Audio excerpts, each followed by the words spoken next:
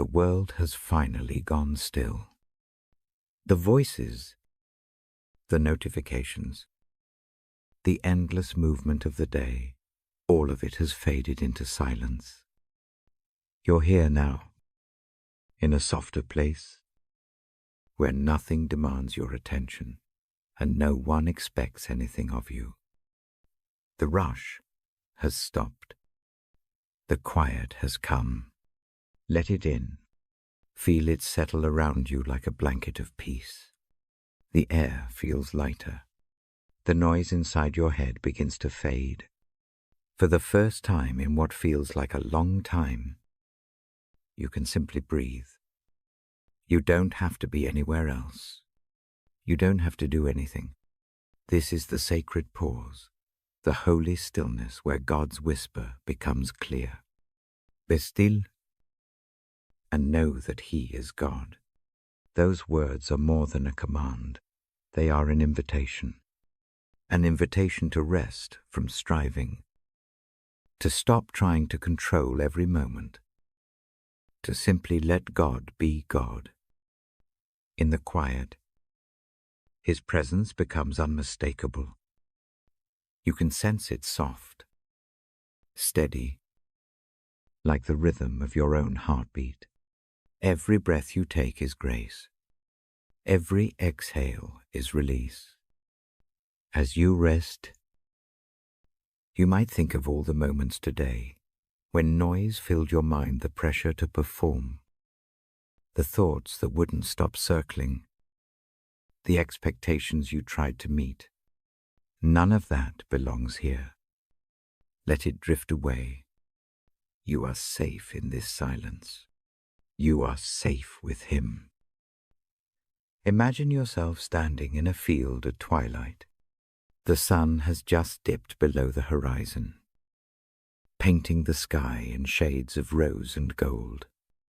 The wind moves gently through the tall grass, and everything is still except the sound of your breath and the faint song of a distant bird. It's quiet, but it's not empty. The air is alive with peace. You can feel the presence of God in the stillness, like a calm strength wrapping around you. He's not far away. He's not waiting for you to be perfect or eloquent. He's here right now. In the quiet, you can whisper, "I'm here, Lord." You don't have to say more than that. God understands every unspoken word in your heart. He knows the exhaustion behind your smile. He knows the weight behind your silence. And in this moment, He's not asking for anything. He's just offering Himself His calm, His comfort, His love. So let yourself receive it. Rest in it. This is what your soul has been longing for. Not more noise, not more doing, but simple, sacred stillness. Feel your shoulders drop. Feel your breathing slow. The quiet is not something to fear. It's a gift. It's the doorway to peace. In the silence, you remember what's true. You are loved. You are chosen. You are not forgotten. Even when life feels loud and uncertain, God's voice still speaks softly beneath it, all steady and sure. You may not always hear Him in the chaos, but in the quiet, His presence becomes clear again. Let that truth sink deep into your heart. You are never alone in the stillness. God meets you there. He restores what's been worn thin. He renews what's been drained. He gives rest to your soul. So stay here a while. Don't rush this moment. Let your thoughts slow down until they're just a whisper. Let your body grow heavy with peace. Let your spirit rest in the warmth of His presence. You don't need to fix, prove, or plan. You only need to be. Just be. And in this quiet, let gratitude rise like a gentle tide. Thank you, Lord, for this silence. Thank you for meeting me here. Thank you for reminding me that I don't have to do life alone. Feel that thankfulness settle deep within you. Feel it spread through your chest like light. The world will still be there when you wake. But for now, this is your time to rest in the stillness of His love. This quiet is holy. This quiet is healing. This quiet is home. And if this peaceful space has touched your spirit tonight, take a moment to share it. Subscribe. Leave a kind word. Or invite someone else who might need a quiet place to rest in God's presence. Together, we can make this a sanctuary for the weary, a place where every heart finds calm again. May the peace of Christ fill you as the night deepens, and may your sleep be sweet in His care. I invite you to come close. I speak with a quiet voice. I speak with a steady heart. The room is calm. A lamp sheds a warm pool of light. The Bible rests nearby. My hand hovers over its cover like a promise. Tonight we move slowly. We let the day settle. Settle your body. Feel the weight of limbs on the bed or chair. Allow shoulders to loosen. Breathe in. Breathe out. Each breath is a small gift. Each breath brings you back to the room. I ask you to soften your face. Let the jaw unclench. Let the eyes rest behind their lids. I sit across from you in this gentle time. I speak as one who keeps watch. I speak as one who wants you to rest. Open your heart, not to worry, not to judgment. Open it like a window left ajar. Let the cool of evening come in. Let the light of mercy slip through. Do not force the opening. Allow it to happen slowly. If the heart tightens, do not push. Breathe toward the tightness. Breathe toward the place that aches. The breath carries calm. The breath carries a soft invitation. I read from the Bible tonight. I read in a low tone. Each word falls slowly. Each sentence receives room to breathe. This is not a lesson. This is not a debate. This is a quiet sharing of promises. I bring passages that rest the mind. I bring passages that remind the weary of love. The words are simple. The words are steady. They do not demand an answer. They offer a place to lay down burden. Imagine a lake at dusk. The surface is still. Little ripples fade into the dark. You stand at its edge. You release a small stone. The stone sinks. The water closes over it without fuss. It does not argue. It simply receives. Let your worries be that stone. Watch them go under the surface. Let the water take them. The lake does not judge what you drop. It only holds what you give. This night can be like that lake.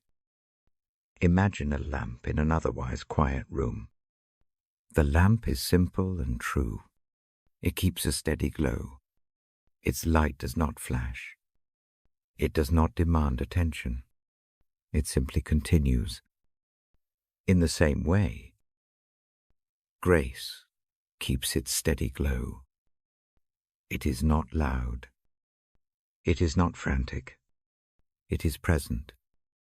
Allow that presence to touch the edges of thought. Allow it to make a way into the small corners where fear likes to hide.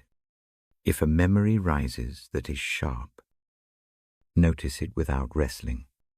Name it gently in your mind. Let it pass like a cloud across a pale moon. You do not need to fix it tonight. You only need to be present with it.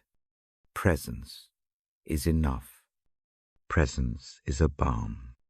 Let the idea of being accompanied rest with you. You are not alone with the ache. The ache sits in a room where light remains. We move at a slow pace. My voice mirrors that pace. Each sentence arrives without hurry. Each phrase receives a space to land. If the eyes close, allow them. If sleep leans in, welcome it. I will speak so as to guide, not to chase. My words soften the edges. They do not press for answers. They do not weigh with complicated thoughts. Tonight is gentle. Think of a familiar road after rain. The air smells clean. The earth seems quieted. Footsteps feel lighter. The road asks nothing of you but to follow. Your steps are unhurried. You notice the sound of shoes on wet pavement. You notice the small relief in every stride. This is the kind of journey we take now. The route is simple. The company is gentle. The destination is rest. I do not require you to perform. There is no checklist here. There is no measure of success. You only need to come as you are. Sorrow, doubt, fatigue bring them. Joy, thankfulness, lightness bring them too. All are welcome. The Bible speaks to the full range of the human heart. It meets us in our smallness and also in our quiet strength. It meets us where night feels long. If worry creeps back, name its rhythm. Notice the thoughts that press forward. Picture them as leaves on a slow stream. Watch them float. They move along the current. They do not stay. You need not hold them. Watch them go. This practice is not cleverness. It is a simple turning away from noise and toward rest. Mercy waits like a soft blanket. It is warm without being heavy. It covers without smothering. Mercy is not a solution to be solved. It is a presence that holds. In the small hush before sleep, mercy seems vast. It seems able to span the space between our frailty and a calm heart. Let that span hold you for a time. Hope rests on a small, steady rock. It does not glitter like a treasure. It stands firm, like a root in good soil. Hope does not ask for certainty. It asks for trust in the gentleness of the night and in the goodness that quietly keeps going. Here, hope does not shout. It whispers. Its whisper is enough to guide a weary mind. You may notice the body tightening when a thought becomes too big. Return to the breath. Breathe in for a count that feels natural. Breathe out longer. If possible, let the exhale carry a small release. On each exhale, imagine a burden sliding away. You do this not once, but slowly. Again and again. The repetition is a kind mercy. It teaches the body what the mind already wants to learn. I read aloud the Bible with a hand that moves slowly through pages. My fingers do not hurry. I do not skip. The text unfolds with room between lines. The voice that carries it is calm. It is not a performance. It is a care. Sometimes images rise from the passages. A shepherd tending sheep. a lamp by a bedside, a voice that calls in the night. These images are simple. They are meant to settle, not to stir debate. They bring a soft consolation. We do not chase answers about why hard things happen. Tonight we rest in assurance that mercy exists. We rest in the knowledge that care reaches the small places of a heart. There is a tenderness that notices the smallest trembling. There is a patience that waits without pressing. Let that tenderness be enough for this hour. If sleep comes before a passage ends, that is welcome. Sleep is not rude.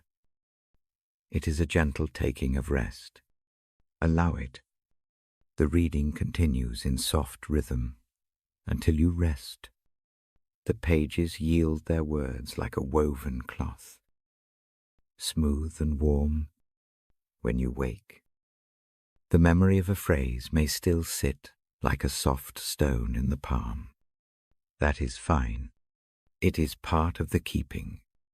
I invite you to place a hand on your chest. If it helps, feel the rise and fall. Feel the quiet steady there. Feel the small heat of life that persists. Let that heat remind you that you are held. Let it remind you that even now, when the world seems large and loud, there is a presence that listens. The Bible speaks to that presence. It speaks of kindness and steadiness and the care that does not abandon the small. There is no hurry to move through these moments. There is time. Time stretches like a slow ribbon. Take small sips of silence. Let the quiet seal the edges of thought. The night is not empty. It carries the soft music of assurance. When you are ready, close your eyes without strain. Let the lids fall like a curtain. Trust the darkness to be a gentle cloak. I stand with the Bible in hand. The lamp keeps its circular glow. The room breathes with us. I begin to read now. The words come slowly. Each one offers a small harbor. Each one carries this promise. You are not alone. The reading becomes an act of quiet care. Let it lead you toward rest. I turn the page with a slow thumb. The paper makes a soft sound.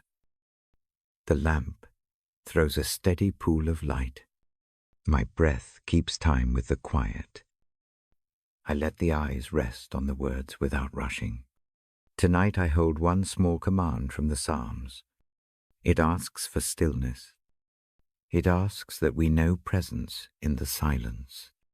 I do not say it as a test. I hold it like a key. Be still. Let those words hang in the room without striving. Do not try to fix their weight with thought. Instead, let them sink into the space between breaths. Stillness is not empty.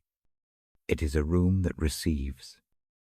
It is a harbor that takes the boat in and loosens the ropes. In this place, the heart does not have to prove itself. The day can dissolve its clamor. A single quiet will answer. I ask for a small experiment. Close the eyes if that feels safe. Keep the hands loose. Let the shoulders drop. Pay attention to the beat beneath the breastbone. Notice how steady it keeps on. It is a small, faithful rhythm. Follow it. Let each beat mark a gentle anchor in the stillness that comes. There is a kind of recognition. It is the recognition that life continues in soft, breathing ways. Listen to the room. Hear the hum of the building. Hear the distant car. Hear the faint rustle of fabric. Allow these sounds to be part of the stillness.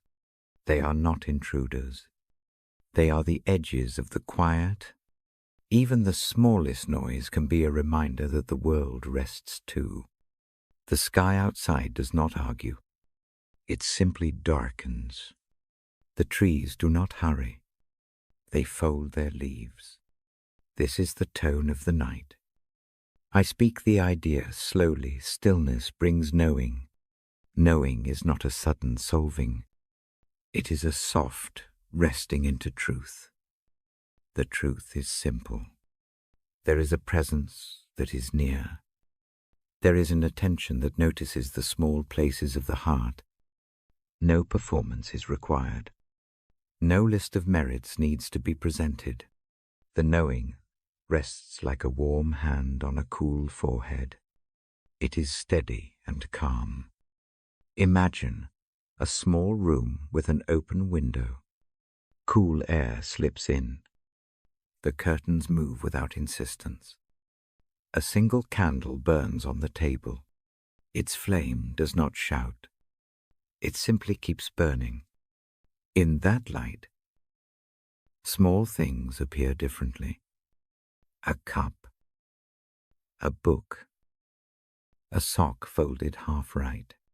The care that notices these small things also notices the quiet stirrings inside the chest. It is a presence that sees without demanding an answer. If worry rises like a wave, do not fight it with force. Watch it as one watches clouds.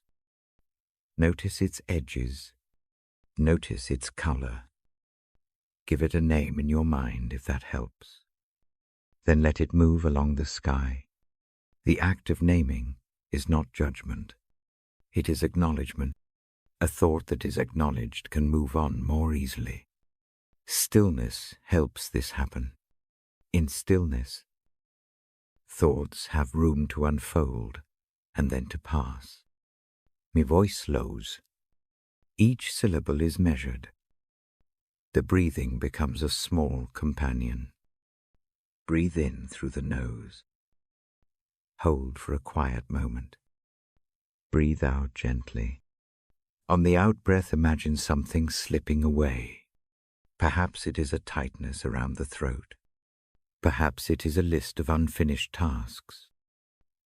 Let the exhale carry it. Repeat this a few times. The repetition is a small ritual. Rituals teach the body what the mind seeks to remember. Picture a lake at dusk. The surface is calm. Trees mirror themselves in the water. When a breeze comes, it only touches the surface. Ripples form and then die. The lake does not panic. It receives the breeze and settles. In this same way, the heart can receive disturbance and return to calm. The stillness at the center of things is patient. It waits. It is not surprised by noise. It simply returns to its steady depth. There is mercy in the quiet. Mercy is not loud. It does not proclaim. It comes like an evening breeze that cools a fevered brow. It does not demand reparation. It extends a gentle hand without conditions. To rest in mercy is to be allowed to be intact and imperfect at once. The stillness opens a space where mercy can be practiced by the soul itself. In that space, blame loosens its grip. Hope lives quietly here too. Hope does not have to shout to be real. It can be a small light in a window. It can be the sound of a kettle ready to boil in the morning. Hope keeps the next breath possible. It helps the mind to imagine a gentle tomorrow. To be still is to let hope take root in the small things. It does not ask for certainty. It asks only for a willingness to notice the next small warmth. Do not rush the feeling of not knowing. Ambiguity sits naturally in the dark. The room does not demand clarity. The lamp does not need to name everything in sight. It simply illuminates what it can. In the same way, faith can live with small, uncompleted questions. Stillness helps hold them kindly. It keeps them from growing sharp. If a memory presses at the throat, give it a soft place to land. Imagine placing it on a table. Look at it for a moment, then fold a cloth over it. The memory is still present, but its edges are softened. The rest does not erase what has been. It receives it with gentleness. This is an act of care. It is not neglect. I pause and let silence fill the spaces. The lamp pools light across the pages. The Bible rests open. The phrase about being still lies like a stone on the shore. Stones do not demand. They offer steady presence. The words call for a pause. They ask that hands stop their busy motion for a while. They ask for the heart to be quiet enough to listen. Listening is soft work. It is not a skill of force. It grows when the body relaxes. It grows when the breath lengthens. When the ears open, small truths arrive that were muffled by noise. Perhaps it is the memory of a kindly act. Perhaps it is a fresh sense of being sheltered. Perhaps it is nothing at all, which is all right. Not every visit yields a revelation. Even silence that seems empty is cultivating peace. The posture of stillness need not be dramatic. It can be as simple as lying back and letting a hand rest on the belly. Feel the rise and fall below the ribs. Each movement is a quiet promise. Each moment of breath is a small meeting between body and soul. The Bible has many images that point to rest. They are not elaborate. They are plain and full of care. I fold my hands over the text. I do this slowly. The gesture is a small seal. It marks a moment of pause without closure. The presence that the psalm implies is not distant. It is near enough to notice the softness of a sigh. It is near enough to understand the language of a tired heart. In the stillness, that presence speaks without words. It speaks by being. It is in the room with us, steady and attentive. If sleep arrives, that is welcome. Sleep is a kind of surrender to rest. It follows the same invitation. To sleep is to accept the harbor for a while. If wakefulness remains, let it be companionable. Watch the breath. Watch the lamp. Watch the small shapes in the dark. They will offer their own quiet lessons. When the time comes to move on, do so slowly. Let the body tell its own pace. Keep the memory of the stillness like a small stone in the pocket. Reach for it in the morning if needed. The practice of being still is not an event, but a gathering of small moments. Each moment collects into a broader calm. I let the book rest. The lamp keeps its hum. The room breathes with a soft, even sound. The command to be still lingers like a gentle bell. I will read on when the hour allows. For now, let the silence grow. Let it hold the space between heartbeats. Trust the night to do its quiet work.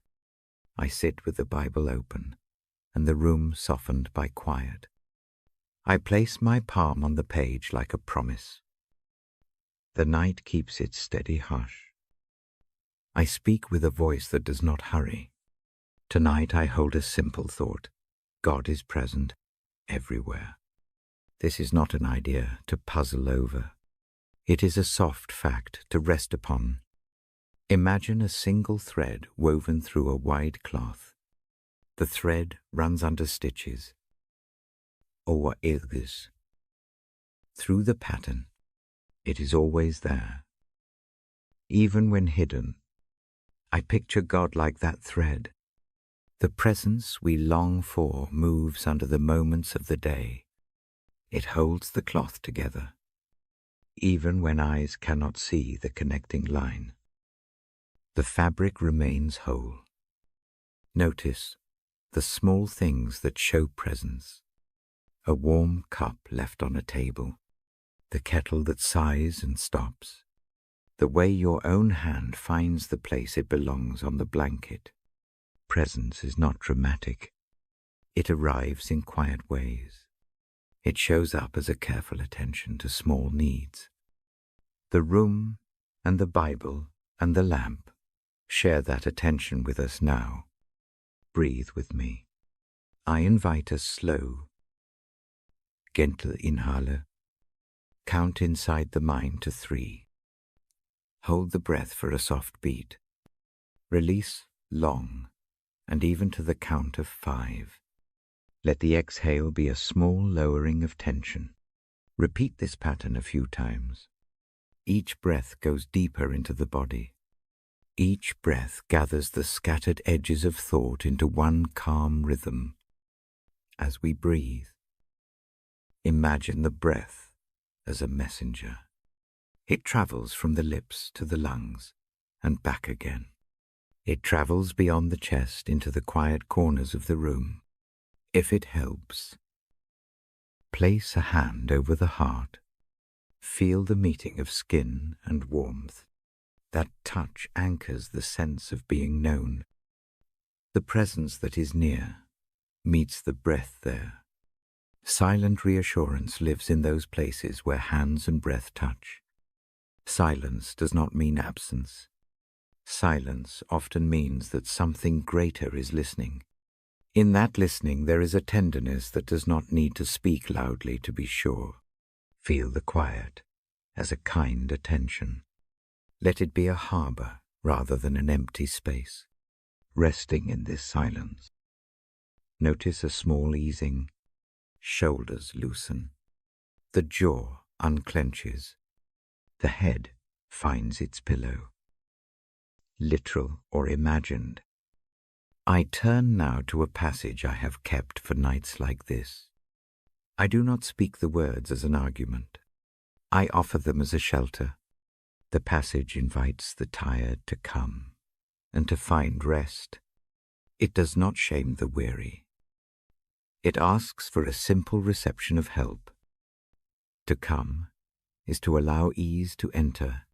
To rest is to let another steadiness carry what is too heavy. The image of a yoke can be hard at first. Think of a yoke not as a straight demand, but as a joining of hands. Picture 2 people walking side by side with a gentle strap across their shoulders. One leads with tenderness. The other follows without strain. Together, they carry what would be awkward, alone. This kind of yoke is companionship. It is a shared burden that becomes lighter because it has 2 shoulders to bear it. The offer is not for more work, disguised as rest. It is an offer to trade rigid independence for a quiet partnership. Imagine a child learning to walk while holding a steady hand. The child does not stop learning. The steps become safer. The falls lessen. The teacher is never distant. This is the tone of the invitation. It is gentle teaching, a patient guidance that knows the pace of small feet. I tell this as one who reads and listens. I have felt the weight of long days. I have known the insistence of tasks that seem urgent. The invitation to rest is a relief that does not require proof of worthiness. It simply asks to be received. To rest here is to allow an exchange, give the heavy, accept the light. The lightness that follows is not a trivial thing. It is a rearrangement of care. Let the breath accompany this thought. breathe in slowly. On the in-breath, imagine placing a small burden into your hands. It may be a worry, a list, a knot of fear. Hold it there for a single count. As you breathe out, imagine passing that burden across to a steady presence beside you. Feel the weight shift. Notice the shoulders release. Let your exhale be a handing over and a softening. Learning from a gentle teacher is not a quick fix. It is a slow soaking of patience. Picture a river that shapes a stone by quiet persistence. The stone does not complain. It does not argue or team. The edges lose their sharpness. The river's work is steady and persistent. So too, the teaching that guides without pressure reshapes how we carry things. It offers new rhythms to the hands and heart. There is mercy in this exchange. Mercy is not an abstract balm. It operates in the small practices of allowance.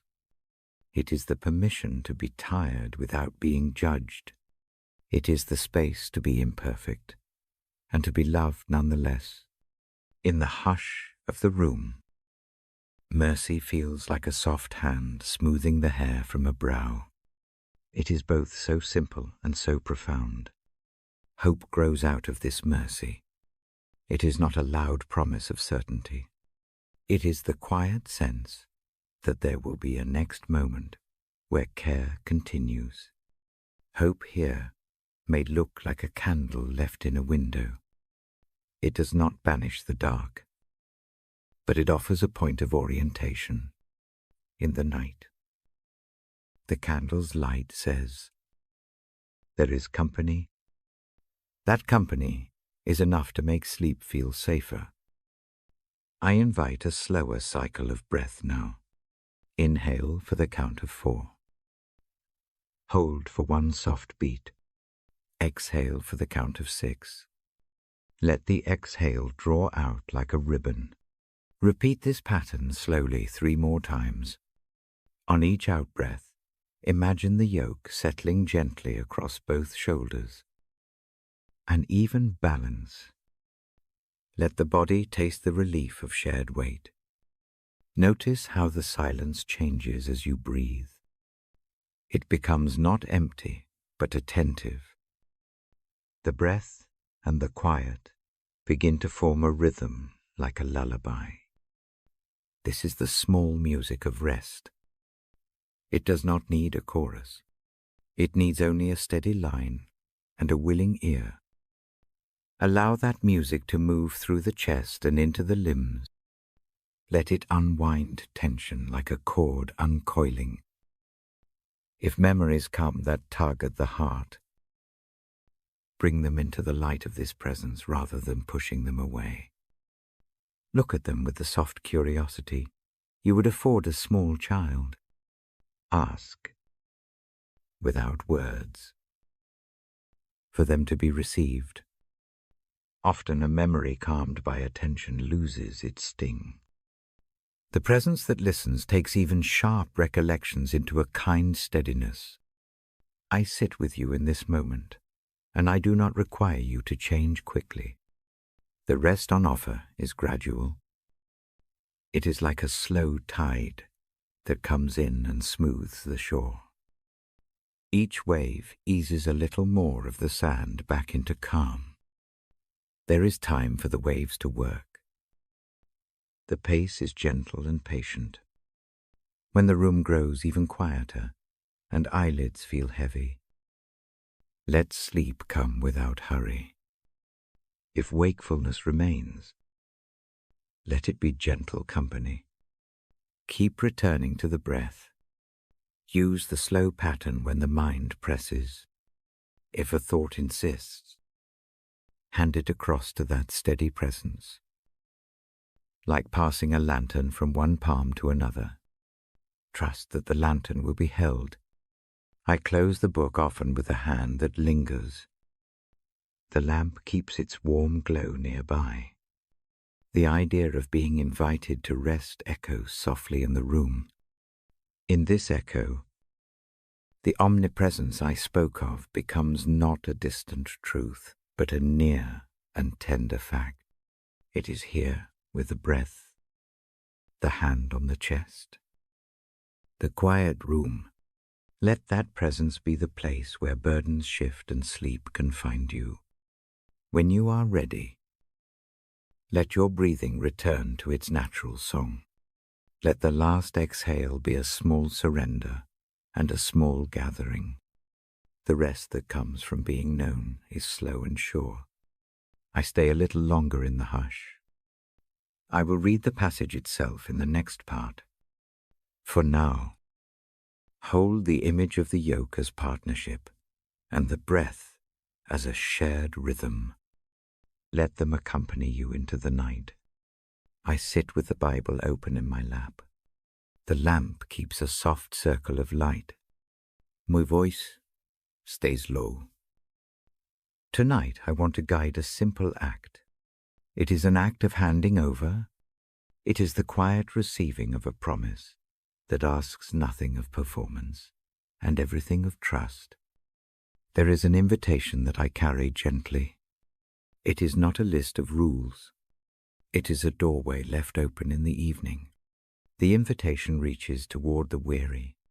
It asks for heavy hands to come close. It offers a different way for carrying weight. The posture it teaches is not stubborn independence. It is a leaning into care. Feel the weight where it sits. Maybe it rests at the shoulders.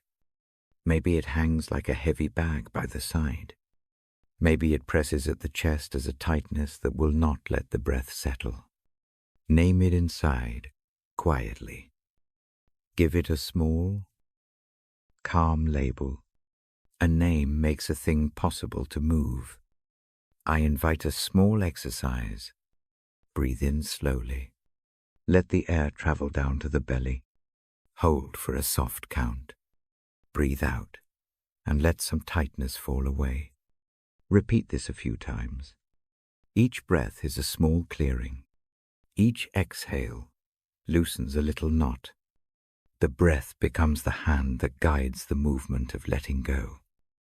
Picture a small bench in a simple room. I place this bench just a few steps from where I sit. The bench is steady. Its surface is broad and kindly.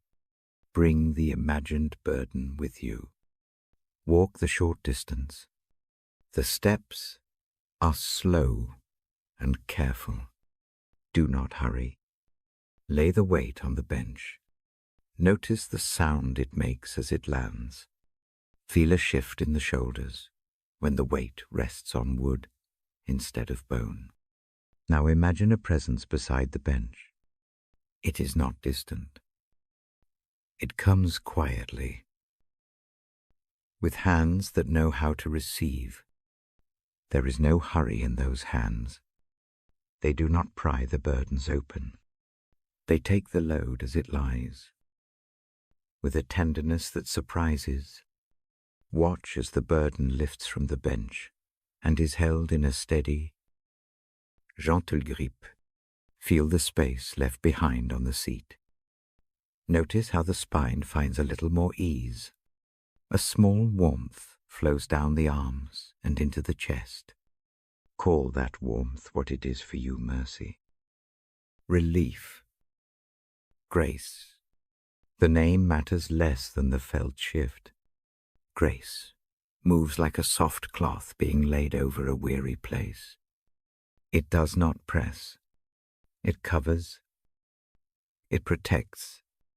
It is a practical kindness that meets a real ache. Try a different image if the bench does not fit. Imagine placing the trouble on a table. Picture handing over a wrapped parcel. Picture opening a palm and letting a bird alight there. The bird is lighter than expected. It brings a flutter and then a rest. The act of offering changes how the body carries itself. Muscles that had tensed begin to unknot. The face softens. The jaw loosens. This is not magic. It is an invitation. It asks for a willing hand. A small gesture of surrender. It asks for an image to hold, while the heart practices letting go. The practice is quietly powerful. Repetition helps more than force. A few breaths and a gentle handing over build a new pattern in the body. There is no demand to solve every worry at once. Start small. Hand over one thing. Maybe it is a single name on a list of responsibilities. Maybe it is a single fear about tomorrow. Give only that. Notice the relief that comes from a small exchange. Let it be enough for this moment. Imagine the change as an exchange of materials. The heavy thing becomes something light. The stone turns into a feather. The knot becomes a ribbon. Not because the trouble vanishes, but because help takes the weight of it. A lightness settles into the limbs. The chest breathes a little more fully. The mind allows a quiet space to appear. I keep my tone steady as I speak these images. The room remains calm. The Bible lies open beside my hand. I do not press theological proof. I offer a steady fact. There is a presence that invites the weary to come, to exchange burdens for gentleness. The promise is not a demand. It is a handing over without accusation. Practice the act of giving in a few ways. Speak the name of the worry in the mind. Place its shape into the imagined hand beside the bench. Fold it. If it helps, like a small cloth, lay it down. Pause. Let a breath move through the body. Notice what changes, even minimally. Repeat with another small thing if that feels right.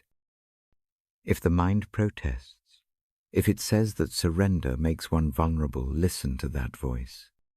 Acknowledge it without wrestling. Let it have a seat in the room. Then return to the chair and to the act. Surrender, in this context, is not abandonment. It is a deliberate choice to receive help. It is a transfer from brittle carrying to shared bearing. There is a tenderness in how help meets shame and fear. It accepts the heavy parts without argument. The acceptance itself diminishes their power. When the burden meets the hand that will take it, it loses its sharpness. It becomes a thing that can be set down and looked at without being crushed by urgency. Imagine the heaviness leaving the body in a particular way. Picture it moving out the shoulders, down the arms, and away through the fingertips. Watch it travel like a slow, dark thread, unspooling and then unraveling into light as it reaches the hand that receives. The body follows the image. Muscles that held tightness let go. The neck softens. The face rests. Grace sometimes feels like a cool rain on a fevered brow. Sometimes it feels like the steady hum of a machine doing careful work in the background. Sometimes it is the silence, when a noisy thought ceases insistence. These ways of feeling are all true enough.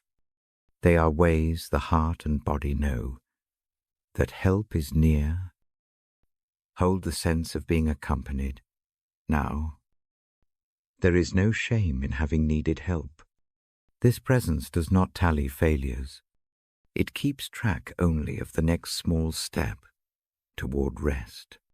The counting is not of accomplishments, but of breaths and little releases. Each small act of handing over is a gentle strengthening of trust. I invite one more breath pattern. Breathe in slowly for a count that feels natural. Hold for a soft heartbeat. Breathe out longer. imagining the weight moving across the room and settling into waiting hands. On the out-breath, feel the shoulders drop a fraction. Repeat this 3 times. Let each repetition be kinder than the last. Notice what hope does in that space. It does not promise instant clarity. It offers the simple assurance that care continues. Even a faint sense of being held is enough to let the eyelids grow heavy. Hope is not a loud trumpet. It is a gentle companion that keeps the next breath possible. I remain with the image a few moments longer. The bench and the steady hands hold what was given. The room keeps its hush. The lamp keeps its glow. The Bible sits as a quiet witness to the promise being received. There is a calm in the arrangement that did not exist only moments before. If sleep leans in, welcome it. Sleep is a continuation of the handing over. It is the body's acceptance of the rest that was offered if wakefulness remains. Keep returning to the simple act of naming one small thing and placing it where it will be cared for. The practice builds a gentle rhythm in the body. I will read the passage aloud in the next part. I will read it slowly, with room between lines, so that the ear may catch the cadence of the invitation. For now, hold the image of the bench and the kind hands. Let the feeling of lightness settle where it can. Let it be a small harbor in the night. I rest my hand on the open page and linger. The lamp hums softly. The breath moves steady and calm. The exchange has been made in the quiet. The room keeps watch when the reading begins. Let the words meet the place where weight has been given, and rest may fully come. I read the Bible each night before you close your eyes. The pages are thin under my thumb. The words come slowly. The room wears a hush like a soft cloak. In that hush, I learned a lesson that still sits like a quiet stone in my palm. Years back, a season of uncertainty finds me. A steady job ends without warning. The steady paycheck stops. The calendar seems to fold in on itself. Bills arrive like small knocks at the door. Sleep becomes shallow. The mind rehearses worst-case scenes. Food is simple. The days blur. I carry the worry in the shoulders. It lives under the ribs. The world around me does not stop. Leaves fall on schedule. Neighbors water their plants. The sun still moves across the roof. Yet inside the chest, the clock ticks a different way. Every small sound becomes a question. Every silence feels like an answer withheld. Some nights, I sit with the Bible open. The lamp by the chair makes a pool of gentle light. I read in a voice that seeks calm. The passages are not solutions on paper. They are a hand offered in evening. The reading gives shape to a simple discipline. It asks for trust as a posture more than an argument. Trust is not easy when bills pile up. It is not the same as pretending not to be afraid. The hands still write the checks. Resumes still go out. Meetings still happen. Trust, in that hour, looks like one small decision at a time. It looks like turning toward the promise and letting the edges of panic soften. It looks like a slow choosing to believe that the path ahead is not empty. Even when the way is unclear, I decide, slowly, to try that posture. Not as a test of faith, but as a practice of rest. Each night I sit with the Bible and breathe. The breath steadies. The shoulders loosen by a fraction. The mind keeps its worries, but their grip changes. They still exist. They no longer pull the whole body forward. A particular night comes that feels like a turning. Rain moves outside in fine sheets.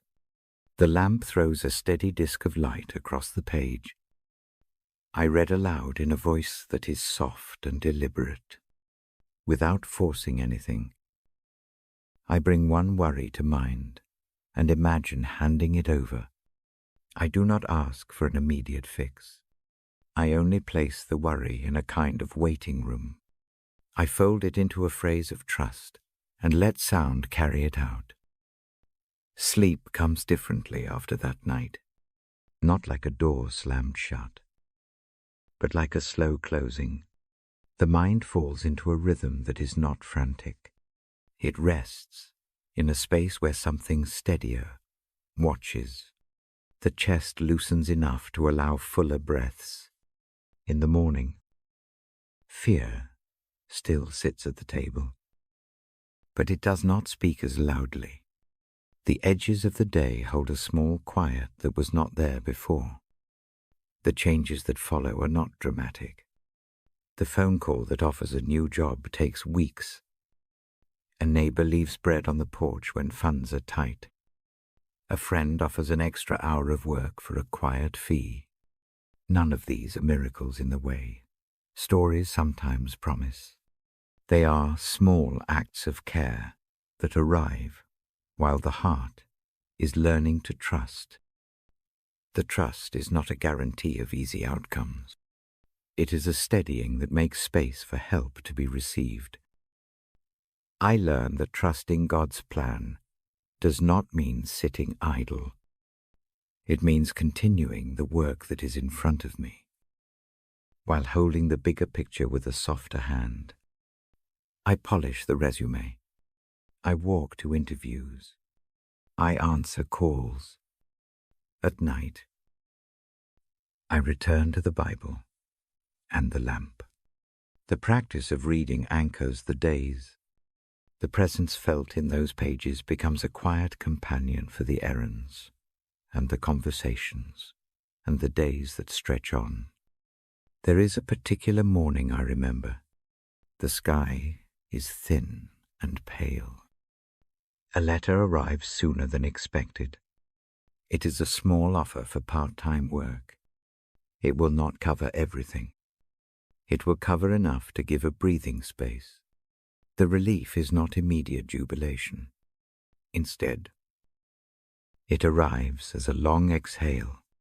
The breath that had been kept shallow finds room. The chest remembers how to move. That relief is not the final answer to the season. More steps follow. Interviews lead to more interviews. Some doors close. Others open a little wider. Yet through the months, a quieter thing grows inside. A recognition that the next step will be met. Not that the road will be easy. But that help comes in ways that do not always demand dazzling signs. A small kindness. A steady word. A neighbor's loaf. These begin to line the path. Trust in God's plan shapes the way the difficulties are held. It allows the heart to fold less tightly around fear. The body stops bracing, as if against an expected blow. Sleep returns in pieces at first. Then it deepens. Dreams become less jagged. The mind begins to imagine mornings, where the list of worries is not the first thought upon waking. One evening, in that slower place, I read again, and the sentence lands differently. The promise I had known intellectually becomes a felt thing. It is as if a warm hand steadies the shoulder. The world does not change in an instant.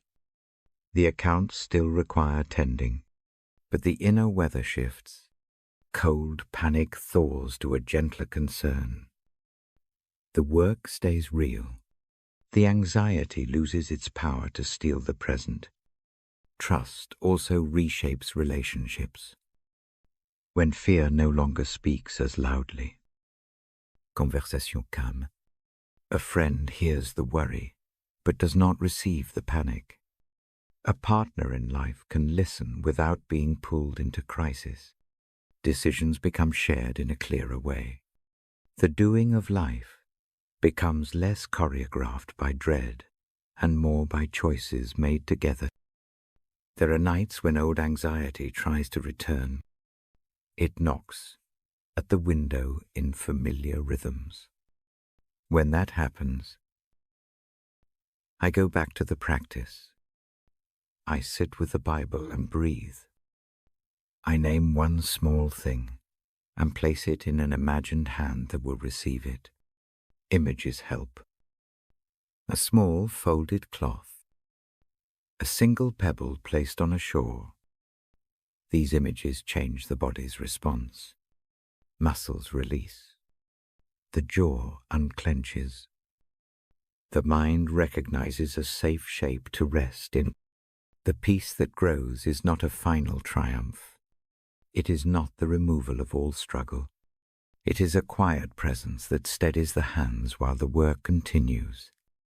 It is an evening song that softens the edges of the day. It allows room for holes and for mending.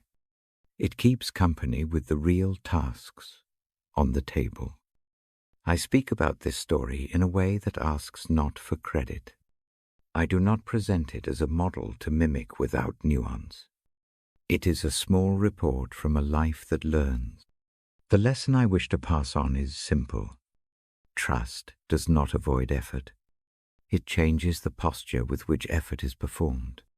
It offers an inner steadiness that the restless heart can return to.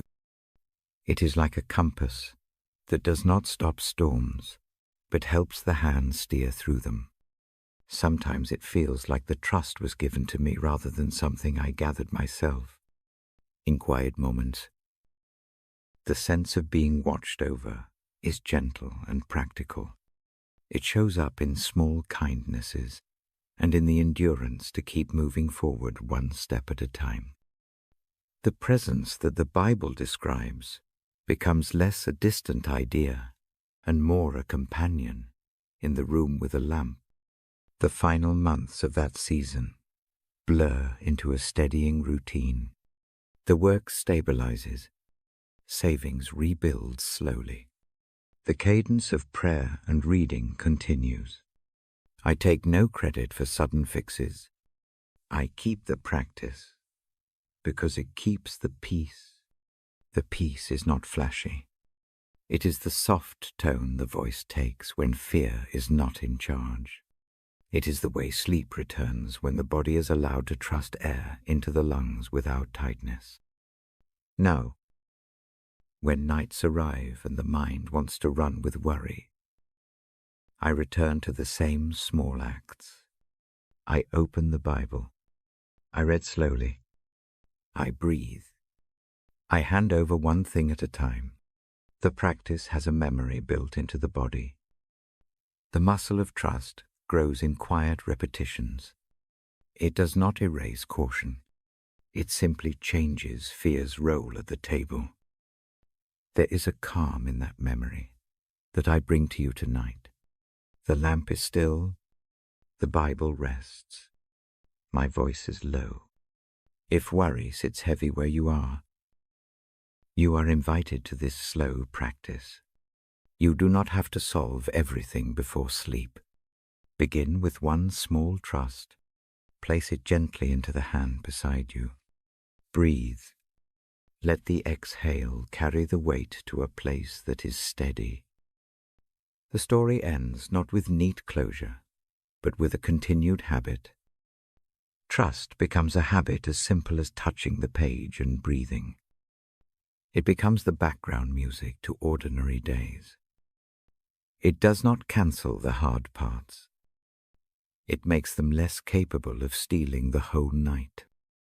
I will read a passage in the next part. I will read with a steady pace so that the ear can catch the rhythm. and the heart may follow. For now, let the memory of a small, steady peace sit with you. Let it be a soft companion while the lamp keeps watch. Let the breath remember how to rest. I lift the Bible and let my fingers rest on the page. The lamp makes a calm pool of light. Tonight I bring a simple line from Ephesians to the room. I do not recite words like a lecture. I speak them like a friend who bends close to pass along a quiet truth. Be kind to one another. Be tender in heart. Forgive as Christ forgave. Those words are not heavy commands tonight. They are an invitation to let go. They are a gentle map for a small, freeing act. Take a breath with me. Inhale slowly. Hold for a soft count. Exhale long. Let the body follow the breath. The breath is an honest guide. It tells where tension lives. It tells where a wound hides its weight. Notice where hurt sits inside. Maybe it is a tight knot at the throat. Maybe it is a dull pressure across the chest. Maybe the legs feel restless. Give that place a name in your mind. A single word will do. Sometimes naming eases the edge of a thing. It makes the heavy part something you can look at. Now picture a river that moves through a tranquil valley. The water carries small leaves and the scent of earth. On the bank, you hold a leaf that has in it the memory of a wound. It might be a hurt caused by another. It might be a harsh word you keep repeating. It might be an old choice you regret. For a moment, feel the weight of the leaf in your palm. Forgiveness does not erase what happened. It does not pretend the wound is nothing. Forgiveness is a letting go of the power that hurt holds over your heart. It is a small, steady hand unclasping a grip. It is not weakness. It is a kindness you give yourself more than anyone else. Bring the image of the river closer. Place the leaf on the water. Watch the current. Take it. The leaf does not vanish by force. It drifts. It turns. It meets stones and light. The river does not argue with the leaf's history. It simply carries it onward. As the leaf goes, notice a subtle change. The shoulders ease by a fraction. The breath finds a little more room. A small space opens where tension once lived. This space is not empty. It is room for mercy to come in. If the person to be forgiven is near in memory, place their face gently on the other side of the riverbank. No need to rehearse blame. Hold their image without pushing. Saying their name silently is enough. The act of naming does not mean endorsing what they did. It means acknowledging a part of your story. Consider these steps as a practice. First, see the hurt. Second, name it. Third, imagine placing it into the river. Fourth, feel the change in the body when the grip loosens. Repeat as needed. Begin with one small thing. Forgiving everything at once can feel like asking too much. Start with one leaf. Now turn the river toward yourself. There are times when the hardest person to forgive is the one in the mirror. Maybe regret follows certain choices like shadows. Maybe a mistake replays without mercy. Bring that memory to the river too. Place it on the water. Let compassion for yourself move in like a soft current. Forgiving the self does not mean excusing harm done to others. It means allowing healing to begin. It means making space, to learn. It is a practical surrender of the need to punish continually. If the hands tremble while letting go, that is all right. Tenderness often comes with trembling. If there is resistance, name it. Tell the resistance gently why the release may be needed. Say inside the head that forgiving does not mean forgetting. It means not letting the hurt keep steering the rest of the day. Sometimes adding a simple phrase, "Helps I choose to let this go for my own rest." Repeat it slowly with the breath. We remember that forgiveness is modeled in small, steady ways. The passage reminds us that forgiveness follows the way we are received. Imagine grace pouring not as a thunderbolt, but like rain that soaks a dry field over many evenings. The soil softens, plants begin to lift their leaves again. Grace in your life works like that. If it feels right, picture Christ's hand beside yours on the riverbank. This hand does not take away responsibility.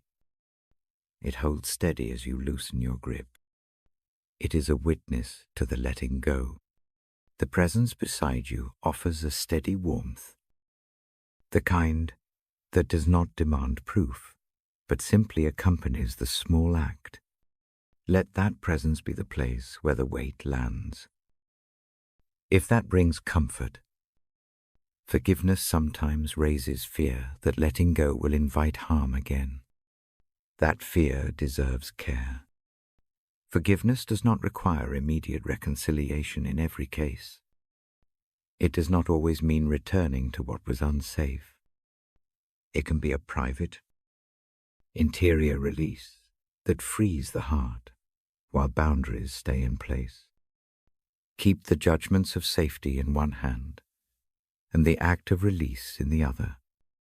If regret for something done sits heavy, think of it as a knot. With the breath, picture gently working the knot loose. No harsh tugging, no judgments that harden the hands. Just a tender untying. Each breath is a loop opened. Each small loosening allows a thread of peace to pass through. Forgiveness is a process more than a single event. It may return in waves. Some nights the river seems to swallow the leaf easily. Other nights the leaf catches on a root and you must nudge it again. Be patient with the rhythm. The habit of returning to the river teaches the muscles of the heart to loosen over time when releasing forgiveness toward another. It helps to separate the act from the person's consequences. You can forgive in your heart and yet still pursue what keeps you safe.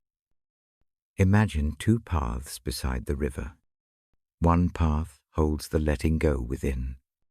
The other carries measures that protect what needs protection. Both can be true at once. Now listen. Notice the gentle change in the room as this practice unfolds.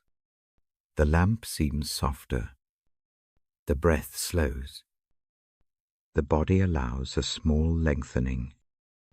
The mind registers relief like a small bell. This relief is not an erasing of memory. It is a return of energy that was once tied up in the hurt. Offer a small prayer, not because words must fix anything, but because they mark an intention. Say guiedly, if it helps, that you want to be freed from the way hurt binds. Ask for help to remember that release is possible. Let the request be simple and without drama. If forgiving yourself is particularly hard, try a written practice. Write one sentence that names the act. Write one sentence that names regret. Then write one sentence that names one small step toward change. Put the paper by the lamp and let it rest. The act of writing moves the matter from thought to shape. Shaping makes movement easier. Remember that forgiveness often brings back a lightness that had been missing. It does not mean forgetting lessons learned. It means stopping the replay of harm. The mind that once looped a painful scene gets new space for small joys. A cup of tea tastes fuller.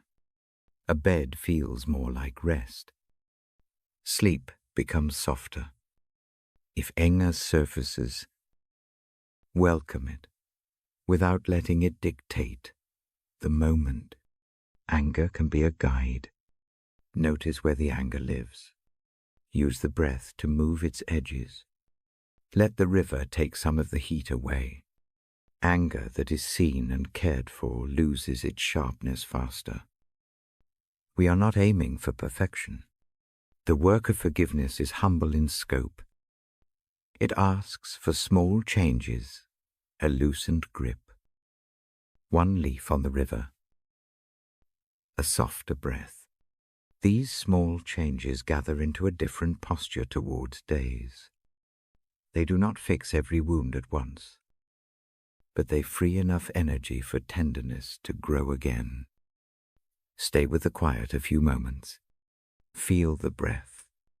Watch the river in the mind. Notice the place where the chest yields a degree of ease. Let that ease be an offering to the night. Let it be a gift to the self that has carried much. When sleep draws near, allow it to come as part of the release. Sleep will continue the river's work in its slow hours. If wakefulness remains, return to the practice. Name one small thing to forgive and trace it to the water. Repeat the steps. Keep them simple. Keep them kind. I close the book lightly and rest my hand upon it. The lamp keeps a patient glow. Forgiveness is not a box to be ticked.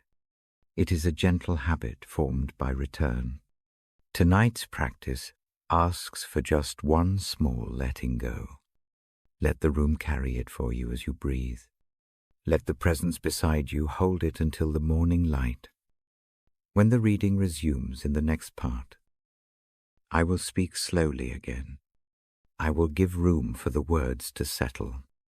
For now, keep the river in your mind and the small image of freedom there. Let it shape the slow closing of the night. I turn the pages slowly. The lamp spills a quiet circle of light. The Bible rests warm in my hands. My voice is low. I read not to teach, but to hold a calm for the night. Tonight, I think of grace. I say the word softly. It is easy to feel like grace is rare. Like a coin found once and then kept, the passage we carry says otherwise.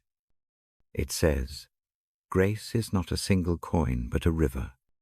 It says, from his fullness we have all received grace upon grace.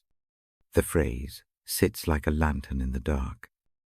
It makes a simple claim there is more than enough. Picture a blanket. It is large and soft. It is folded on a chair. I imagine lifting it and letting it fall across shoulders. The cloth is warm. It shapes itself to the body. It does not ask for merit. It only covers. Let that image move slowly into the room in your mind. The blanket is not thin. It is layered. Each fold is a gift. Each fold edges out a margin of rest. Grace is like that blanket. It comes without audit. It comes without demand. It slips over the places that ache. It settles where the night feels too long. Imagine the shoulders easing under its weight. Imagine the breath finding a little more room. Allow the picture to last as long as it wants. I lower my voice and draw the air in with you. Breathe in if that feels safe. Let the in-breath be a small receiving. picture grace as the air you draw. The chest opens just enough. Hold for a gentle moment. Breathe out slowly. Let the out-breath be a quiet acceptance. Do this again. Receive. Accept. The rhythm becomes a soft hymn without words. Grace often arrives in small ways. A neighbor's quiet kindness, a friend who remembers, a loaf left at a door, a glance that says, "I see you." These are not grand gestures. They are small stitches that hold a day together. Imagine each small kindness as a thread. The threads gather into a cloth. That cloth becomes a covering. It is both human and divine. It is practical, tender, near. Think of a tide that keeps coming, not a storm surge that demands attention. A steady tide that returns day after day. It laps at a shore and then pulls back. The shoreline does not resist. Over time, the shore changes softly. The tide does not brag. It simply continues. Grace works the same way. It is continual. It is abundant because it does not tire. Hold a memory that feels heavy. I do not ask you to examine it at length. Place it in the palm of imagination like a small stone. Now picture the tide coming in. Let the water take the stone gently. It does not erase the stone's shape in memory. The stone has been part of the shore, but the water moves it into a new position. The mind that once clenched the memory can relax a little. Grace is not a sudden replacement of hard things. It is a steady companion that changes how the hard things are carried. It meets the tightness in the chest and gives permission for the muscles to unbrace. It sits in the room like a quiet presence, watching without hurry. This watching is kind. It does not tally mistakes. It only keeps company. Imagine light falling across the page. The lamp does not glare. The light simply reaches. It finds small spots of dust and turns them into floating beads. In the same way, grace notices the small edges of life. It touches the ordinary. A slow hand reaches to smooth a ruffled collar. A voice leans close to speak, a single word that matters. The small acts are the way abundance shows up. I speak as one who reads these words at night. I have felt seasons when the well seemed low. I know the fear that measures what is left. In those seasons, grace felt like a slow replenishing, not a wellspring blasted from the earth. A gentle filling that met my cup again and again. First a sip, then another. The rhythm of receiving changed how the day could be moved through. Do not think that abundance means a lack of sorrow. The two can sit together. A room can be dim and yet have a lamp that gives enough light to walk by. Pain and grace are not opposites in a cup. They can live side by side. Grace holds the pain without minimizing it. It does not rush the morning. It simply will not allow the sorrow to be all there is. Try an image of clothing worn by a friend, a jacket left behind at a bench. You pick it up and slip it on. For a moment you feel their warmth. You remember the comfort of a presence that cared for you. Grace is similar. It can be taken on like a garment. The wearing does not pretend the cold away. It gives a buffer against it. That buffer is enough to let sleep come. If the mind grows busy, return to the breath. Let the inhalation be a soft receiving of grace. Let the exhale be a spreading of that same grace through the body. Imagine it moving into tight shoulders, through the jaw, down the hands, into the legs. Each exhale carries a tiny easing.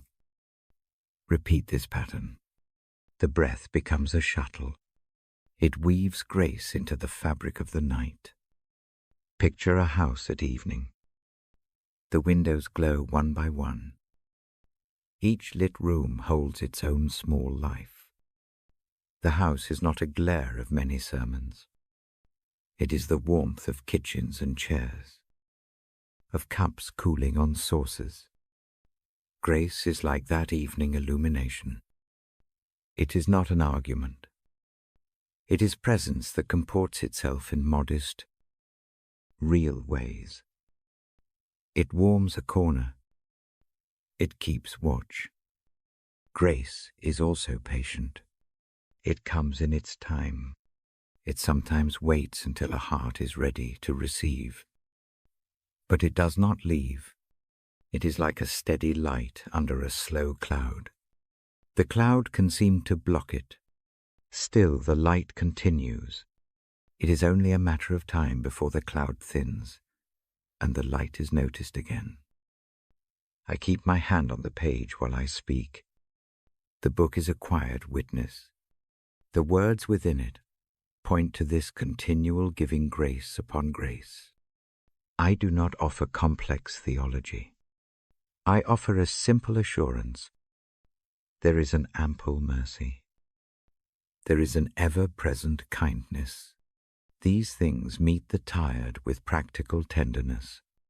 If resistance rises, name it softly. A thought might say you are undeserving. Hear it, then return to the image of the blanket. Worthiness is not the condition for the covering. The covering comes. Let that be a strange relief. Let the mind rest with the dissonance. It is allowed to feel unsure. Grace does not punish the doubt. It continues to cover. When sleep feels near, imagine yourself lying under the large blanket. The room narrows to the edge of the lamp's glow. The world outside goes on with its small motions. Inside there is a space, quiet and steady. The breath deepens. The mind has room to let go of testing and proving. Let the grace that is described be the hand that loosens the grip left in the day. There are moments when grace shows as a reluctance to let go. A neighbor sits with you. A friend holds the phone. A child reaches a hand for a quick squeeze. These moments are small, but they are the same abundance in tangible form. Grace is not only a theological word, it is living kindness that finds a way to be real.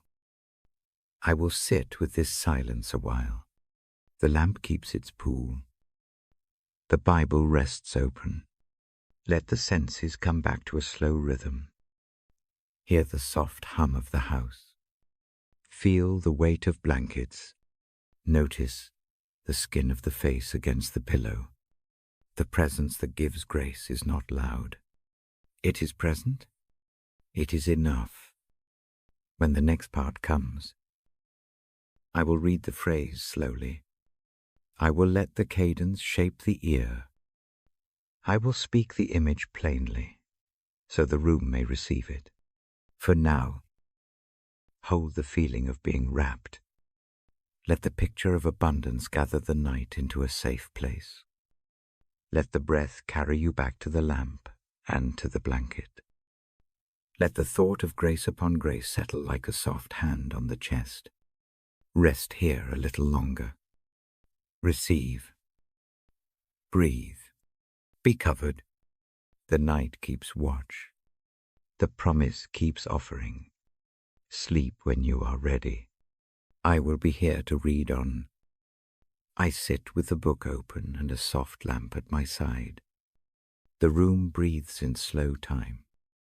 A clock ticks in the other room like a distant heartbeat. I bring a short passage to mind, a quiet instruction that asks for a gentle turn. It says, in plain terms, do not be anxious. Bring your needs in prayer and in thanks.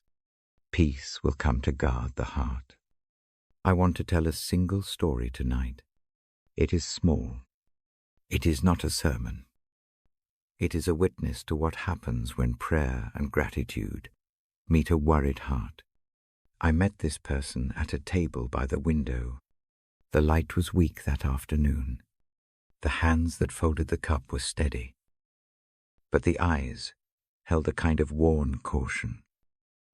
The life on the table was full of ordinary things, and a few visible scars, a ledger, a pair of glasses, a letter half open. This person carries worry like an old coat. It fits by habit. The coat is heavy at the shoulders. It smells faintly of past storms. Most nights do not promise sleep. Night is a long room of rehearsed fears. Each worry sits like a small lamp left on in a hallway, casting a thin, anxious light. One evening, a simple practice begin.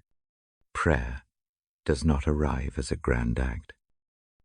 It begins with a single, modest choice. The first step is to speak the concern into the quiet, not allowed for the world to hear, but in the hush where a voice can be honest. The second step is to name one thing to be grateful for: a neighbor's kindness, a meal that came on a hard day, the warmth of a mug. The practice reads like this. Each anxious thought is given a shape. Each shape is then placed beside a moment of thanks. The pairing is small. A worry and a gratitude sit together like two notes in a quiet tune. Over nights, the tune changes. At first, the change is hardly noticeable. Sleep still arrives in fragments. The mind still rehearses sharp scenes, but the hands that once tightened each evening begin to relax before lying down. A jaw unclenches. The breath grows a little longer. A place that felt permanently tense learns the memory of ease. The real change comes not when a single anxiety disappears, but when the heart no longer feels obliged to solve everything before rest. Prayer becomes a small table where things can be set down. Thanksgiving becomes a lamp that keeps the table visible. Set down a fear, light a small, grateful thought. Step away. Repeat. Practical things shift as well. Choices made in the daytime are steadier. A decision no longer carries the acuteness of panic. The voice on the phone sounds less rushed. The morning routine gains a margin for calm. The ledger is still on the table, but the hands that tally numbers no longer shake in the same way. A particular night stands out. A bill arrives that should have caused a familiar wave of panic. Instead, the person sits in the dim and writes 2 lines. One names the need. The other names one small thing to be thankful for that day. The 2 lines become a ritual. The list does not erase the practical facts. It simply makes room for a presence that helps carry them. In time, a subtle peace grows. It is not the loud kind. It is a watchful peace. It sits across from the restless thoughts like a guard that does not scold. It watches, and the watchfulness changes the power of the worry. The mind notices the guard. The heart rests under that vigil. Relationships begin to show the change. Where panic used to seize small conversations, a steadier tone appears. people listen differently when worry does not dominate the voice. A partner learns to speak calmly. A friend leans in instead of pulling away. The person who once braced for loss now can meet another's sadness without being swamped. The body remembers the change. 2. Nights lengthen. Dreams are less jagged. The stomach tightens less frequently. A sleep that was once thin begins to hold. Morning arrives with a possibility that does not feel like a cliff edge. The world keeps its ups and downs. The inner weather becomes more quiet through the storms. This shift is not perfection. Some evenings the old coat returns. Anxiety tightens its familiar threads. But the practice is there, the habit of naming a need, speaking it into prayer, and pairing it with a small gratitude provides a route back. It is a simple map for the mind. When the path is walked often enough, the body learns the steps. I invite you to imagine doing the same in this quiet, not as a test, not as a demand, as an experiment tonight. Pick one small worry that visits you again and again. Give it a name inside. Then pick one small thing you are thankful for today. It can be as slight as a good cup of tea. It can be as deep as a hand that held yours in a moment of fear. Let the two sit together for a breath. Try a short breathing practice to hold the pairing. Breathe in slowly. On the in-breath, bring the small worry into the mind like a small pebble. Breathe out softly and place that pebble beside a warm, grateful image. Breathe in again. Hold for a gentle count. Breathe out and let the feeling of thanks spread through the chest. Repeat 3 times. The body hears the pattern. The heart learns the cadence. You will not be asked to perform a miracle. The practice is humble. It is a series of small acts. These acts, repeated, shape a quiet within the bones.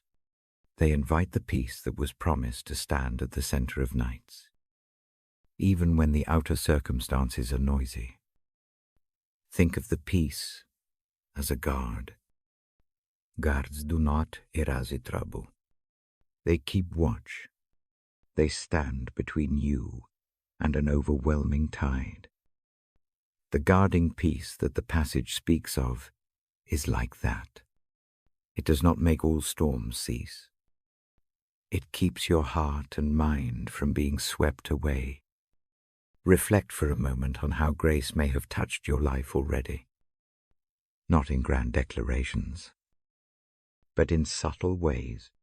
A meal at the right time, a timely word, a day when a hard thought simply did not crowd the mind as it usually does, a sudden patience with a loved one, an unexpected sleep. These small mercies are traces of grace at work. You may think of a time when worry pressed, and yet something gentle came through. Maybe an answer arrived that was not dramatic but practical. Maybe kindness came through a stranger's small act. Maybe a night passed with surprising calm. Hold these memories without having to explain them. Let them be small proofs that help can come quietly. If resistance rises, notice it without harshness. The mind may say that peace is unreachable. It may say that prayer is useless. Acknowledge those thoughts. Ask them to make room for the small practice anyway. The soft work of peace asks only for repetition, not perfection. There is a final gentle invitation. Before sleep, place one concern in the care of prayer. Name it Add one short sentence of thanks. You need not make an argument. You need not rehearse every detail.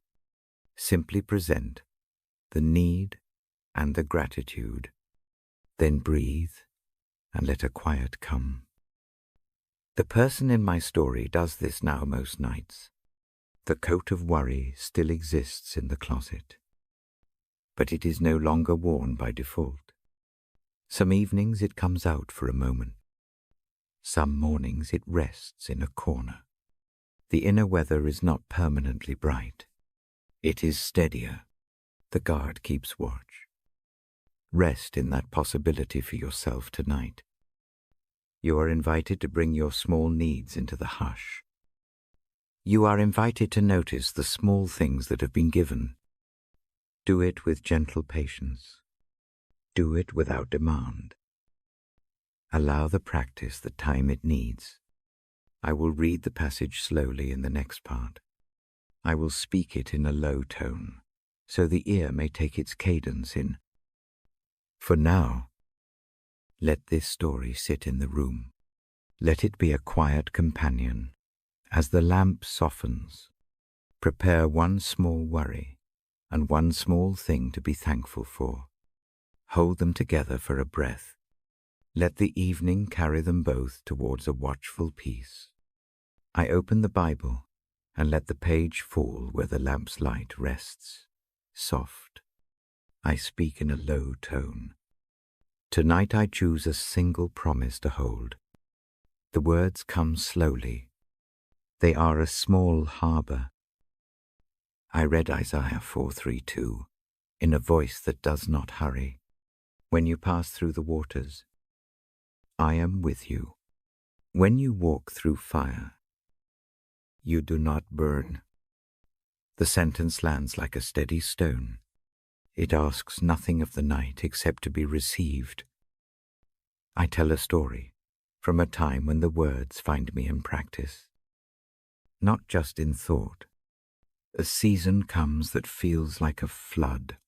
Bills, stack. A loved one grows quiet, and then ill. The routine of days fractures into new patterns. Nights become a series of small alarms. I learn what it is to walk on water that is not calm. I stand, in memory, on a narrow bank. The river is swollen, slow and heavy. I can hear it move beneath the surface. I step forward, and the current takes the shoes first. The cold moves up the calves. For a long moment, the instinct is to pull back. The mind rehearses the worst exits. Panic tends to make the steps quick and clumsy. Instead, I breathe. I plant my feet. I notice the way the shoulders brace. I let them uncoil by a fraction. The lamp beside me is a small reason to stay. The Bible in my hands is a steadier reason. The sentence I read becomes a companion phrase. It repeats in the mind, I am with you. When the water climbs, it does not become a flood of accusation. It becomes a test of what steadies the heart. I hold the hand of that phrase like a rope. It is neither distant nor theatrical. It is a simple presence that walks with the feet that are wet. That presence does not promise that the current will vanish. It promises company in the crossing. I think of a small boat on a black river. The oars dip and rise. Rain taps a slow rhythm on the wood. I am not the only one at the oars. A steady figure sits across from me. They do not shout or demand. They keep the light in a lantern. The work is quiet.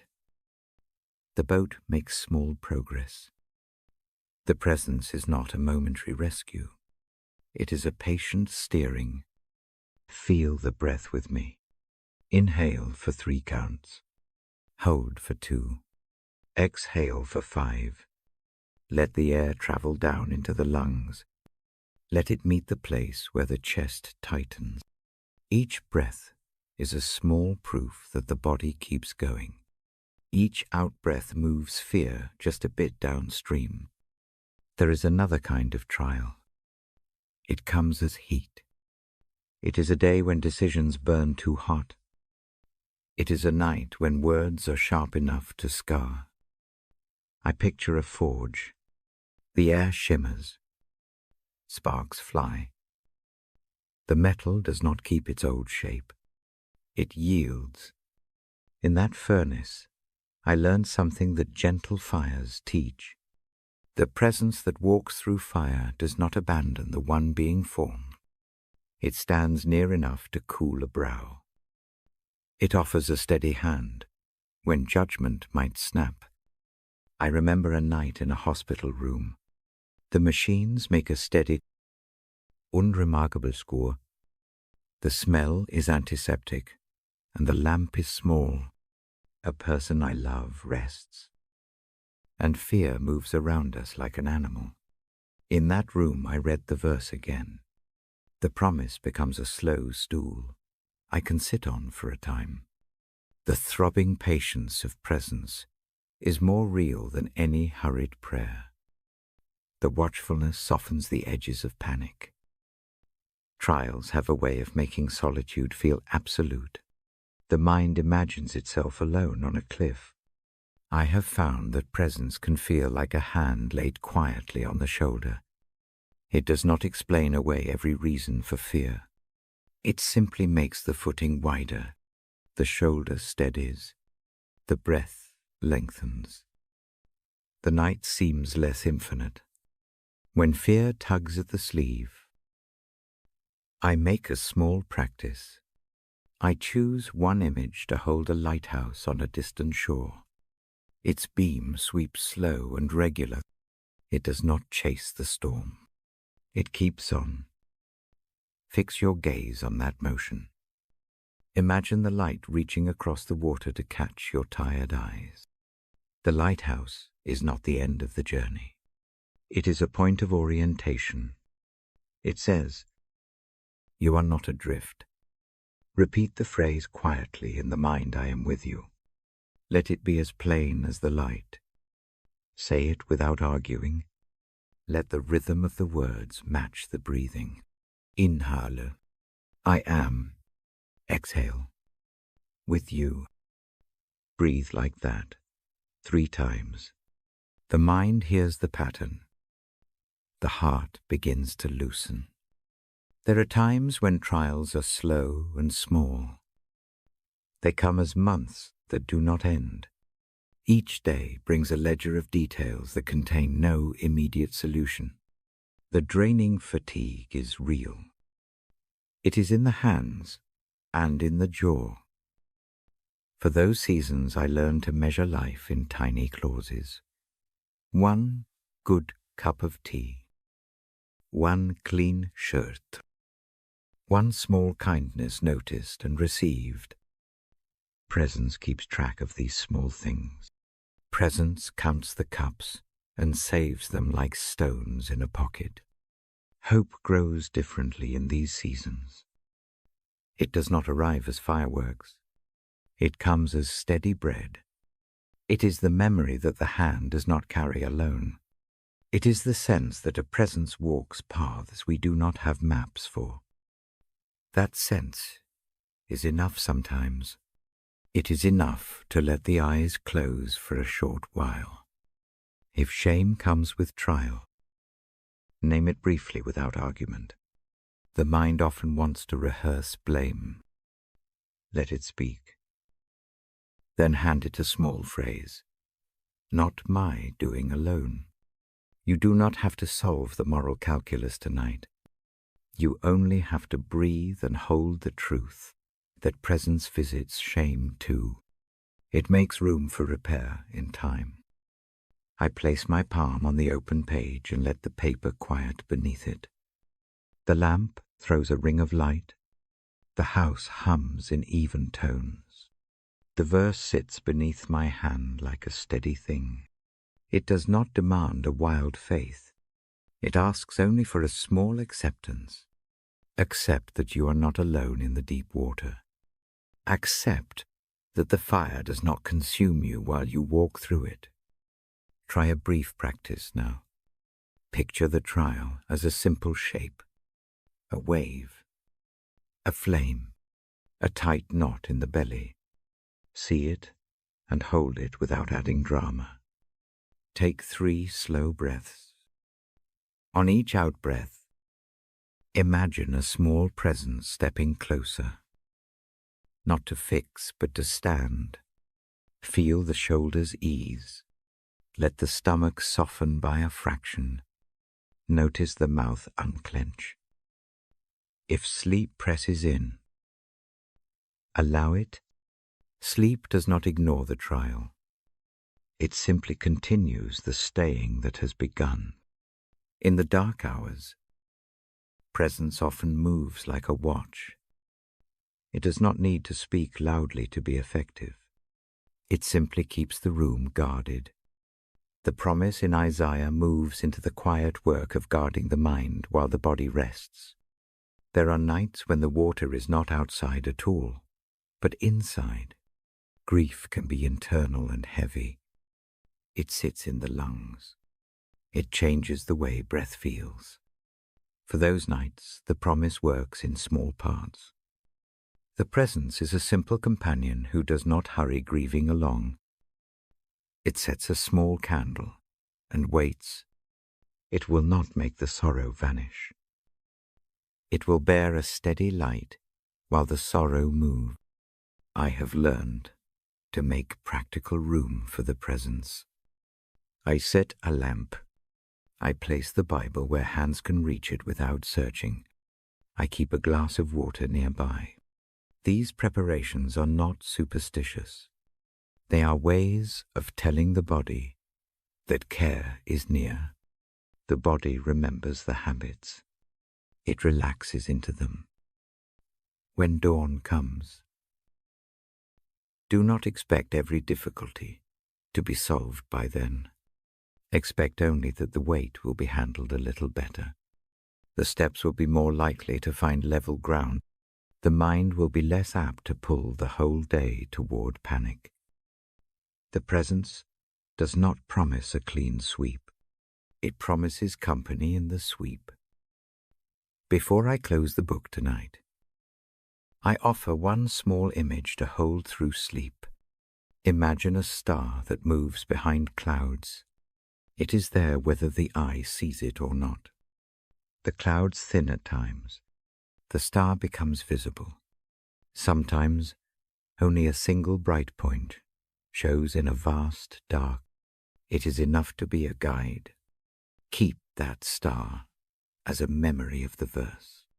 Let it remind you that presence persists even when visible signs are few. I place a bookmark between the pages and let my finger rest on the margin. The lamp eats away at shadows near the glass. The house breathes in slow rhythm. The verse remains like a small tide in the mind. If wakefulness returns, return to the practice name, the trial. Breathe. Picture the presence. Repeat the phrase, I am with you. Let the pattern of breath and image be the thing that steadies the night. When the next part begins, I will read slowly from this chapter again. I will give space for the ear to catch the cadence of promise. For now, hold the picture of the boat and the lighthouse, the forge and the watching hand. Trust the smallness of these images to do large work. Rest as the presence keeps watch. I sit with the Bible open and the night folded around the house. My voice is low. The pages rest warm under my palm. Tonight I hold a quiet thought. Prayer soothes not by solving everything, but by making a small, steady room where the heart can be simpler. Prayer, in its softest form, looks like breathing, a slow inhalation, a gentle exhale, The body remembers how to be present when the breath is held as an act. This is not about clever words. It is about returning attention to one place again and again. That return itself calms. I describe a simple practice. Close the eyes if that helps. Rest the hands where they want to rest. Breathe slowly. On the in-breath, notice a single need. On the out-breath, release it gently. No argument. No attempt to fix the future in that moment. The movement becomes a rhythm. A rhythm can steady the body more quickly than a long list of reasons to be calm. Prayer also soothes because it organizes scattered thoughts. The mind often flits from one anxious scene to the next. Prayer offers a small container. In that container, pieces can be set like jars on a shelf. Each jar has its label. One jar holds grief. Another holds a petty irritation. Another holds a soft thank you. Seeing them lined up makes the day feel less like a storm. The jars are not emptied by the act of labeling. They are simply gathered. Gathering is work that the heart can do without frantic energy. There is a habit of prayer that helps the body settle. The same short act repeated at bedtime trains muscles and nerves. The hands, the throat, the shoulders begin to expect the pause. A routine becomes an anchor. It tells the nervous system that some part of the night is safe. The habit is small, a few minutes. A short phrase, a pause for silence, repetition quietly, rewires the instinct to rush into the night. Prayer provides a voice for things that cannot be held in speech. Some worries feel too large or too foolish to say aloud. Other cares are too tender to parade in the mind. Prayer allows those things to find a form that is both private and real.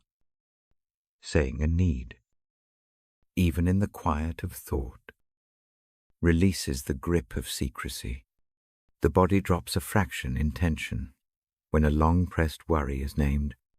The simple act of naming moves the worry from a tight private knot into something that can be tended. Listening is part of prayer's soothing power. Prayer does not have to be all asking. It can be a slow listening. Sitting quiet after a short petition opens a space where gentler thoughts arrive. Sometimes the arrival is an image. Sometimes a remembered kindness. Sometimes a sudden softening of the jaw. These small answers are not always dramatic. They are the quiet work of a presence that waits with us. The practice of silence trains the ear to hear the small, steady responses that otherwise slip by as noise. Gratitude and prayer work together as a balm. Naming a single thing to be thankful for changes the shape of the evening. Gratitude is a small lamp. It does not banish all darkness. It simply gives a point to focus on. Pairing a need with a single grateful thought shifts the mind from siege to table. The two together, request and thanks, allow the heart to be honest without being overwhelmed. Confession in prayer is not a harsh duty here. It is an honest handing over of what weighs. The act of admitting a shortcoming or a failure can loosen the shoulders that have been braced by shame. Confession becomes an unclenching. The admission itself is often the release. It makes room for tenderness and for small repair in the morning light. Praying for others steadies the self. When the gaze leaves its own troubles to hold another's name, a strange balance happens. Concern widens into compassion. The loop of self-worry loosens. Intercession does not solve another person's story. It widens the heart. It softens the tight center where fear often nests. Community prayer, knowing others pray. Speaking a phrase with others, or remembering that a neighbor keeps watch, makes a difference that is small and real. Loneliness can amplify worry. The knowledge that others carry similar habits of prayer creates a subtle companionship. It is like hearing distant footsteps in a quiet corridor. The steps are not loud, but they are proof that one does not walk the hall alone. Prayer can be practical. A short list placed before sleep helps the mind stop rehearsing. Write 1 or 2 items that need action tomorrow. Set the list by the bedside. The act of writing moves those tasks into the world of tomorrow. Where they belong, the hand has done its part. The mind can then give the night a different work, rest. There are physical ways prayer soothes. A steady pattern of breath lowers the heart rate. A relaxed jaw eases muscle tension. Ad delibera de posture. Even a small adjustment tells the nervous system it is permitted to slow. The body takes cues from the stillness. When the muscles are soothed, the mind slows. This is simple physiology. Present and dependable. Imagery helps the practice hold. Picture a small garden at night. The beds are tended in daylight. Now the gardener steps away and leaves a soft covering over tender plants.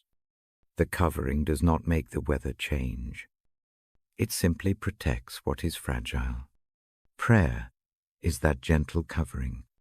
It keeps the small green places of the heart from being trampled by worry's feet. Praying scripture is a particular comfort. Reading a short verse aloud and letting its rhythm sit in the chest gives the mind a linguistic anchor. Biblical phrases often come in steady cadences that match the breath. The words become a scaffold for quiet. They do not force understanding. They simply provide a familiar shape to rest in. The habit of repeating a verse slowly can become a lullaby, steadying the ear and the heart. A small story from my life sits with me as proof of this work. There is a night when the worry about a loved one's health felt like a tight stone in the throat. The hands trembled. Sleep fled. I read a short passage. I breathed a small prayer. Then I sat very still and listened. In the silence, a thought came that was not an answer, but a soft assurance. The body eased enough to sleep in pieces. Not all fear vanished. The stone remained, but it rested in a place where help could meet it in the morning. The next day, small practical kindnesses arrived in sequence. The prayer did not force the outcome. It altered the posture of the body enough to receive help when it came. If resistance arises, if the mind says that prayer is useless or that quiet wastes time, notice that voice and let it be. Do not wrestle. Offer the tiny practice anyway. It is humble work. It asks for repetition rather than proof. Often the habit changes the body before the mind catches up. That is enough. Practical steps to try tonight. Pick a short moment. Perhaps 2 to 5 minutes. Sit comfortably. Breathe slowly. Name one need. Name one small thing to be grateful for. Pause and listen for a single breath's worth of stillness. If helpful, hold a short verse in the mind or read one line from the Bible. Let the breath carry the words. Let the body settle, close with a quiet handing over. Not as a declaration of certainty, but as a small surrender of burdens to be tended elsewhere. Prayer is not a promise that trouble will vanish. It is a steady practice that changes how trouble sits with the body and mind. It does not erase the hard facts of life. It makes them lighter to carry. It trains the heart to receive small mercy. The night can then do its own work of mending and rest. I keep my hand on the open page for a moment. The lamp warms the room. The house holds its hush. When the next part begins, I will read slowly from a passage that illustrates this gentle practice. I will leave space between lines so the ear may catch the cadence. For now, try the tiny prayer. Breathe. Name one small need and one small gratitude. Let the breath carry them into the quiet. Let sleep find its way from there. Shi, I hold the Bible like a quiet promise. The lamp is low. The room breathes low. Tonight, I linger on a sentence that sits like a hinge in the chest. My grace is sufficient. My power is made perfect in weakness. The line is simple. It is also strangely wide. It opens a space rather than closing an argument. I am the one who reads these pages before sleep. That duty has shape and rhythm. It is a small service. I give and receive. Once, that service nearly breaks me for reasons that have nothing to do with theology. It happens in the small hours of a season when the body betrays its usual strength. The voice fails first. It goes thin as paper and then becomes almost nothing. Words that usually come with ease stick like dry leaves in the throat. The body feels foreign. The hands know how to turn a page. But the mouth cannot shape the familiar cadences. Anxiety arrives like a familiar guest. It sets a chair at the foot of the bed and sits very still. There is a task ahead. Nights to read. People to comfort. A rhythm to keep. The mind lists solutions in a hurried way. Rest more. Drink tea. Skip the readings. The list breeds a new kind of worry. How to keep a promise when one cannot produce the usual gift. Prayer begins as a small, honest thing. It is not dramatic. The first words are short and clumsy. A breath in, a small. Inward naming of the fear. A gentle handing over of the failure. The prayer is practical. It asks for steadiness. Not for a sudden miracle that erases every consequence. I sit by the lamp. Hands are quiet on the Bible cover. A short prayer arises. Help me to be honest here. Help me to receive what is needed. The voice does not ask to be made perfect. It asks for help to accept a limit. The prayer is a breath that anchors the body. On the second night, the weakness feels like a kind of teaching. The muscles around the throat are taut with constant attention. The body is a small room in which noise finds purchase. The prayer now is not a demand. It is a listening. It is a request to be shown how to be present, without performing. The verse moves slowly into the mind. My grace is sufficient. My power is made perfect in weakness. The image is plain. It says that weakness is not merely a problem to fix. It is a place where other strength can appear. That thought should be clever and theoretical. Instead, it comes as a soft fact that alters the posture. Prayer shifts the center of things. Instead of trying to force the old pattern, the hands place the habit of reading into a different posture. If the voice cannot carry the words, perhaps there is a quieter way to offer the reading. The practice becomes less about delivery and more about presence. The room holds a hush where words can be smaller and still mean something. There is a particular evening when this truth becomes real in a way that matters. I prepare as usual. I cannot force the throat. The pages are open. The lamp throws the usual pool of light.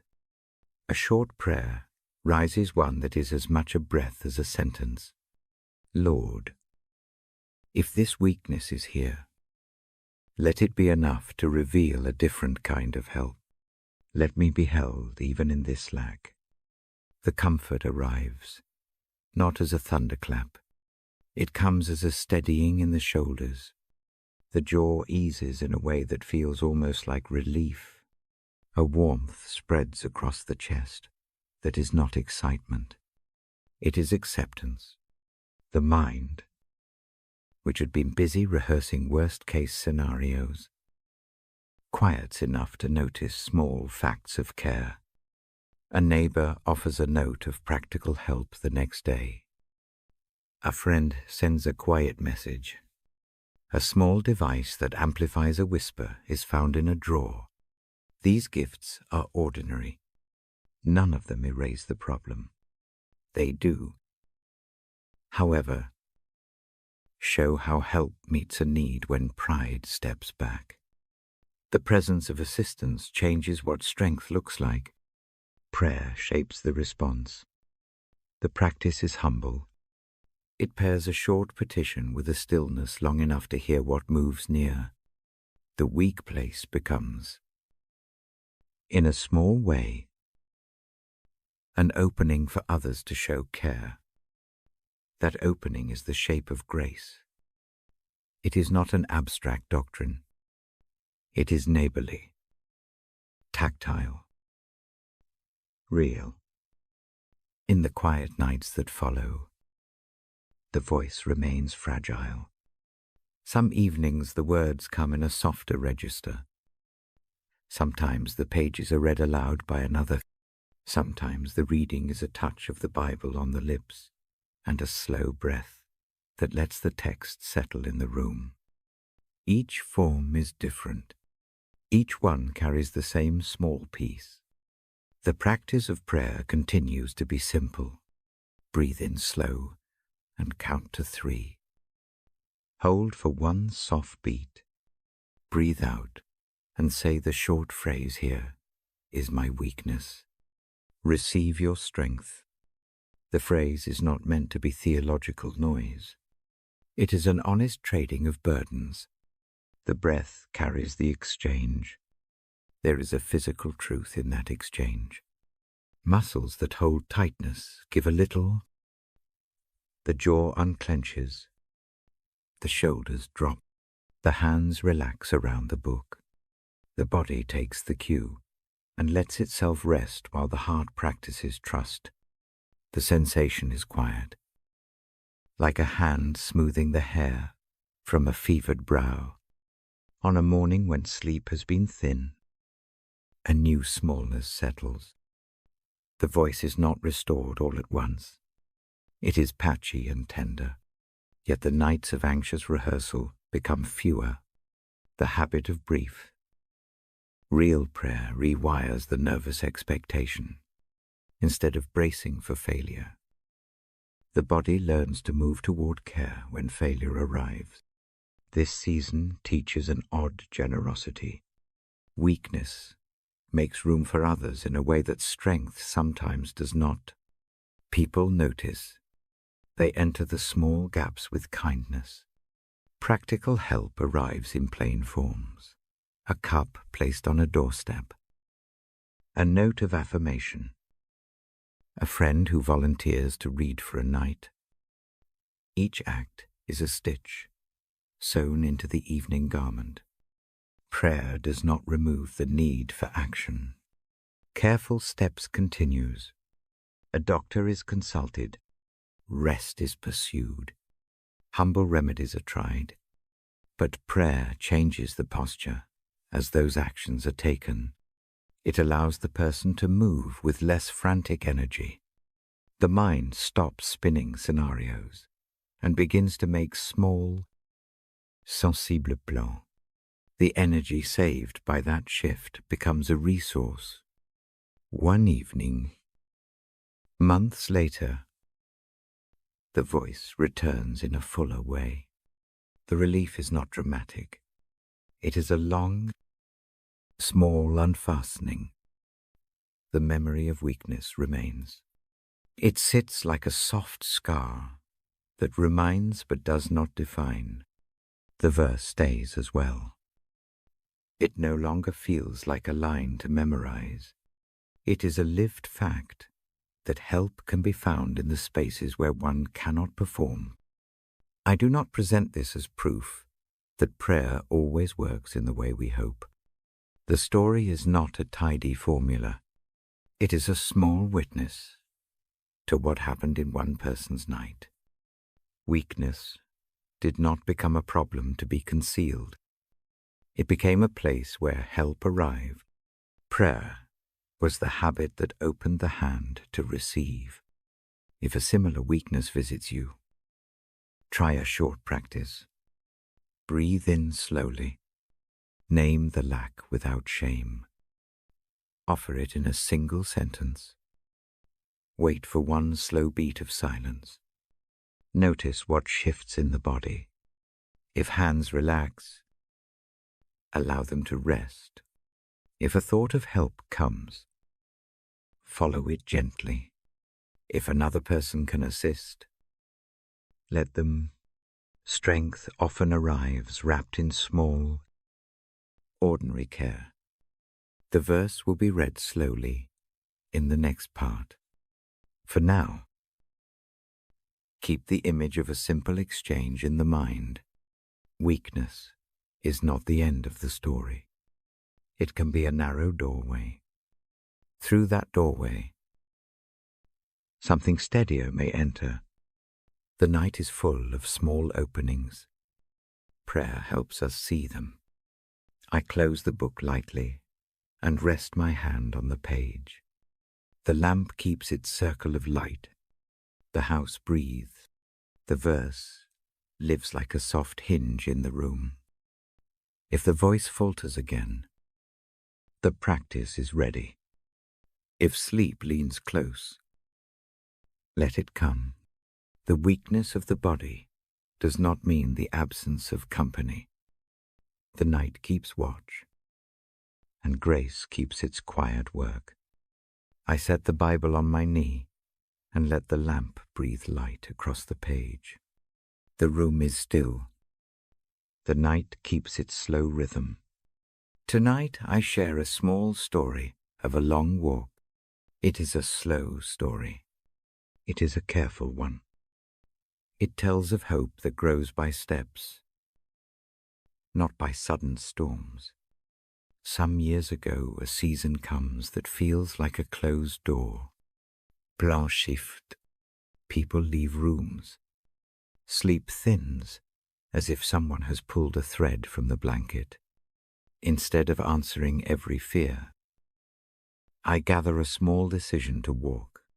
The walk is not heroic. It is practical.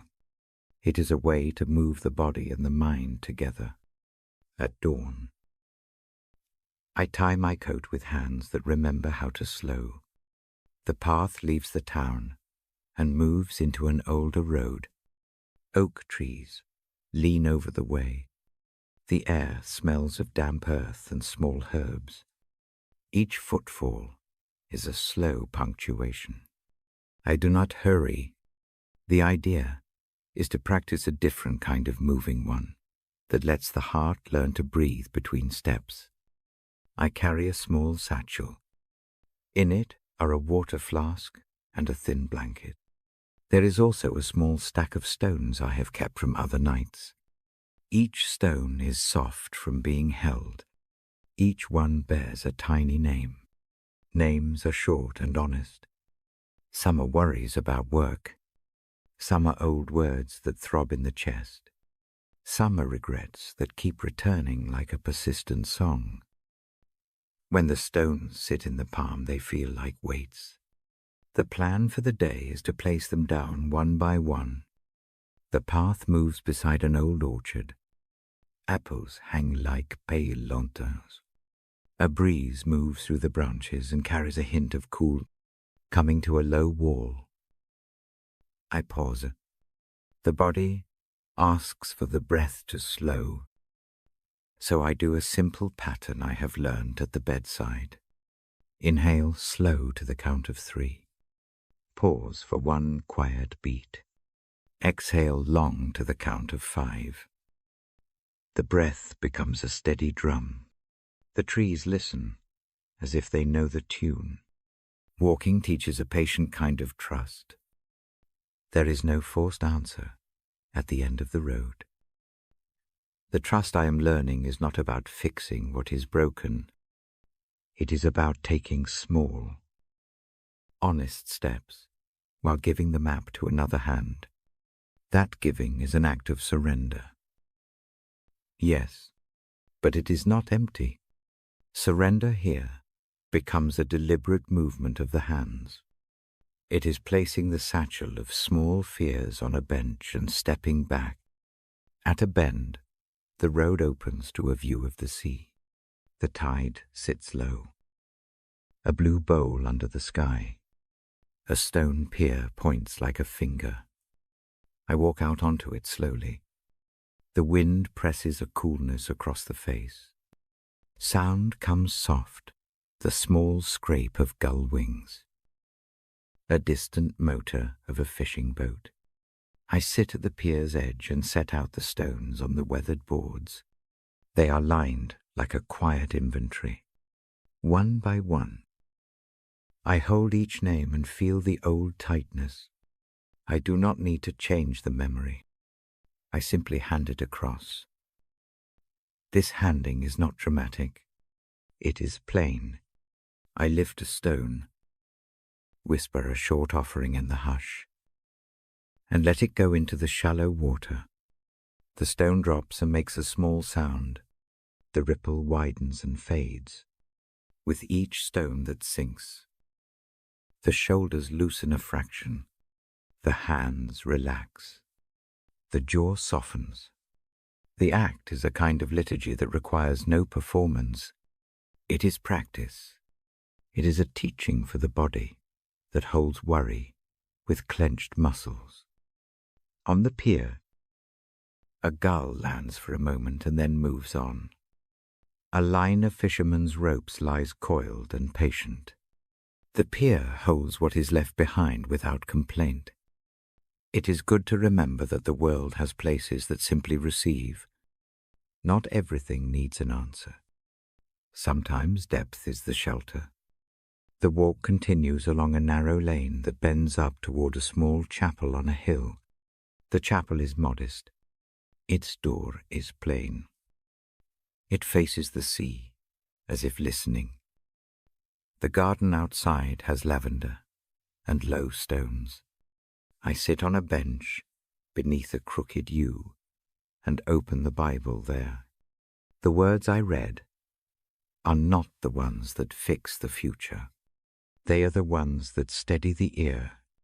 A single verse rests like a small lamp come to me. All who are weary. The phrase settles like a hand across a tired forehead. Prayer in that place is small and unadorned. I name only one thing, not the whole tangle, not the map of every fear, one name at a time. Then I breathe and offer thanks for one simple mercy of the day. A dry pair of socks, a hot cup found at a bus stop, the way the light fell on the bench, the pairing of a need and a thanks becomes a pattern. It is a way to teach the heart that fullness exists even in the middle of lack. The chapel door is unlocked. Inside, there is a long wooden pew and a narrow candle flickering in a small stand. I bow my head, not out of ritual but out of habit of listening. Listening takes time. It asks for the hands to be still. In that stillness, the sense of control loosens. It feels surprising to find power in that loosening. The power that arrives is quiet. It is the strength to go on in small, faithful ways. On the return path, the wind has shifted. The sky holds a thin pinkness. The road seems less empty, passing through a small village. I notice a baker's door left slightly ajar. A warm smell spills out. Someone has left a small loaf cooling on a sill. It sits there as a gift left in trust. No proclamation. No fanfare. The loaf is a practical mercy. It is proof that ordinary kindness continues in daylight. The small journey does not end all difficulties.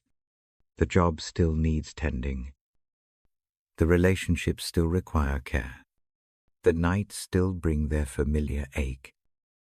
What the walk does is reshape the way those things live in the body. The hands learn a new map. The heart learns to hand over one stone at a time rather than carrying them all until the shoulders break. When I come home that evening, the lamp is waiting in its usual circle.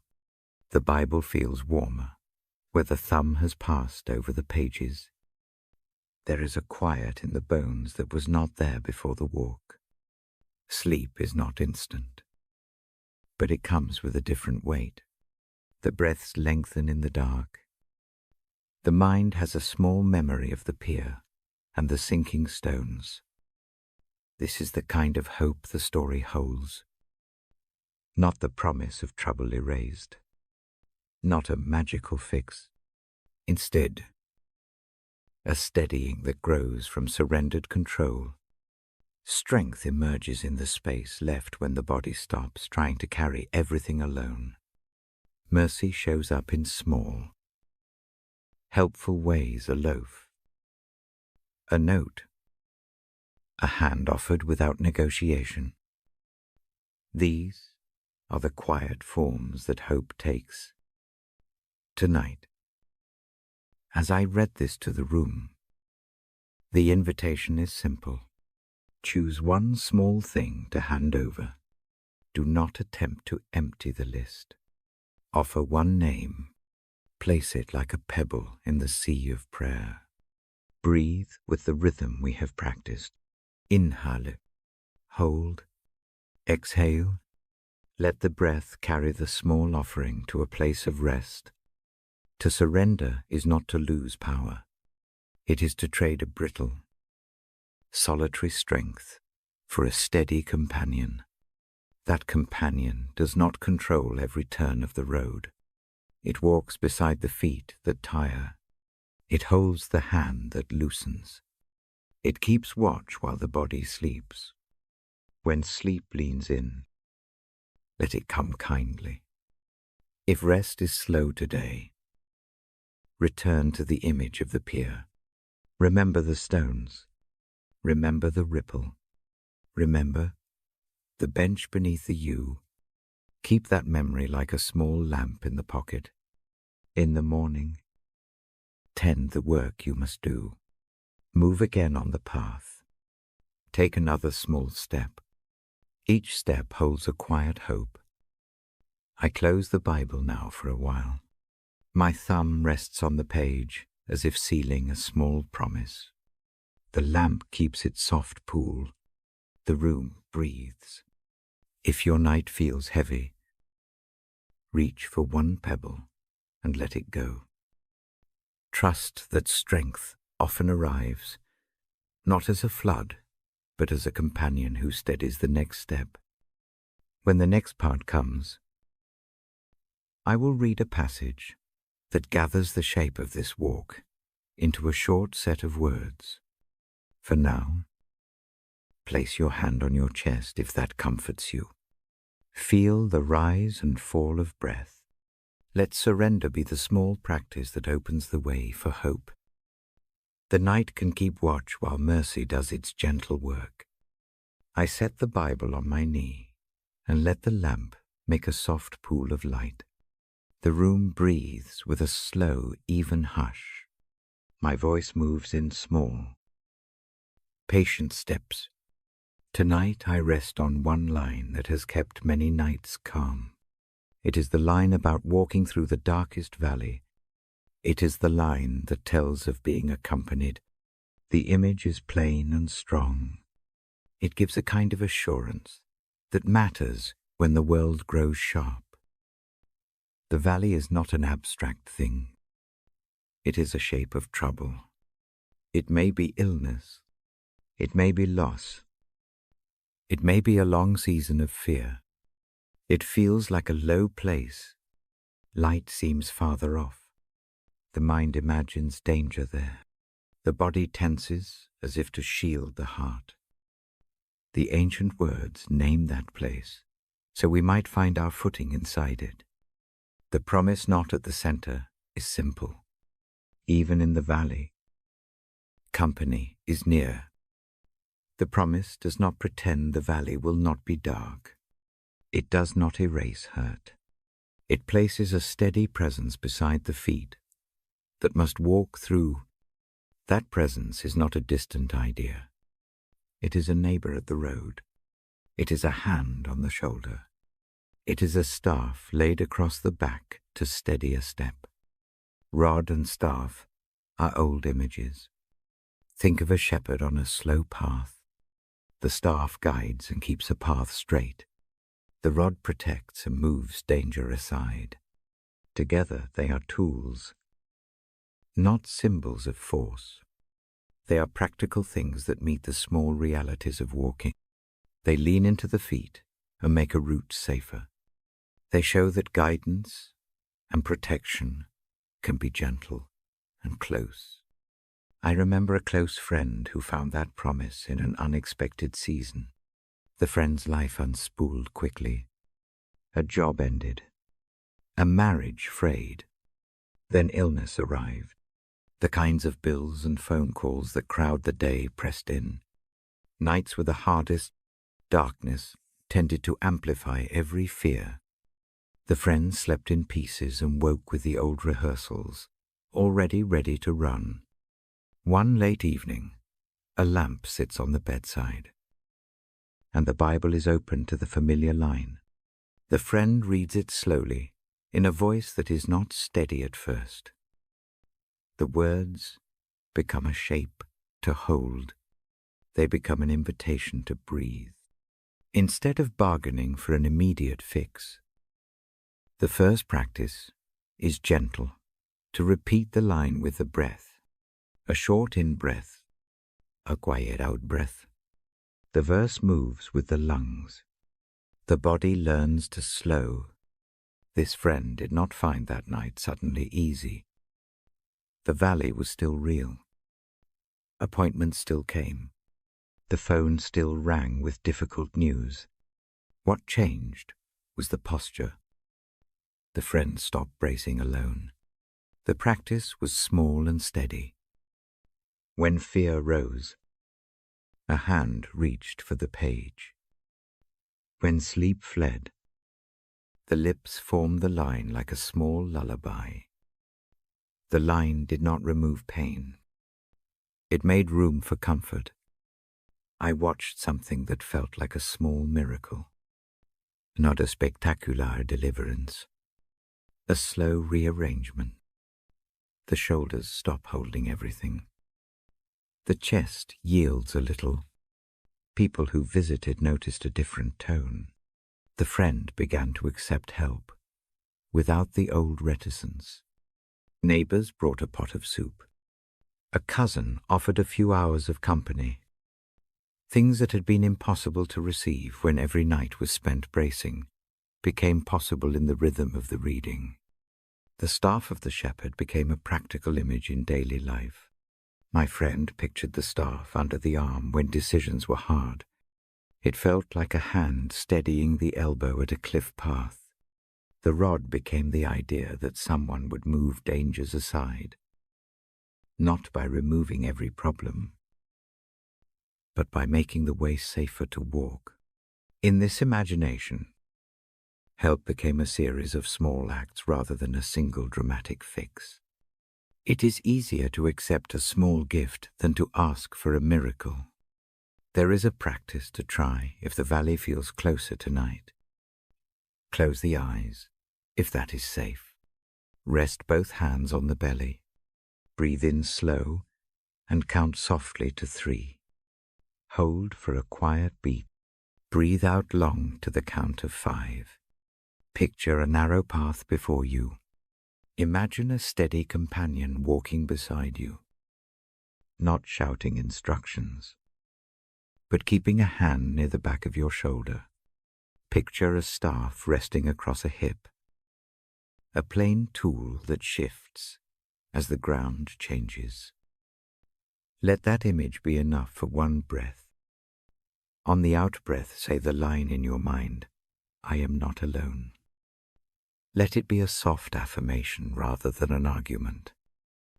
Repeat this pattern 3 times. The body remembers the pattern. The mind begins to trust the small movement.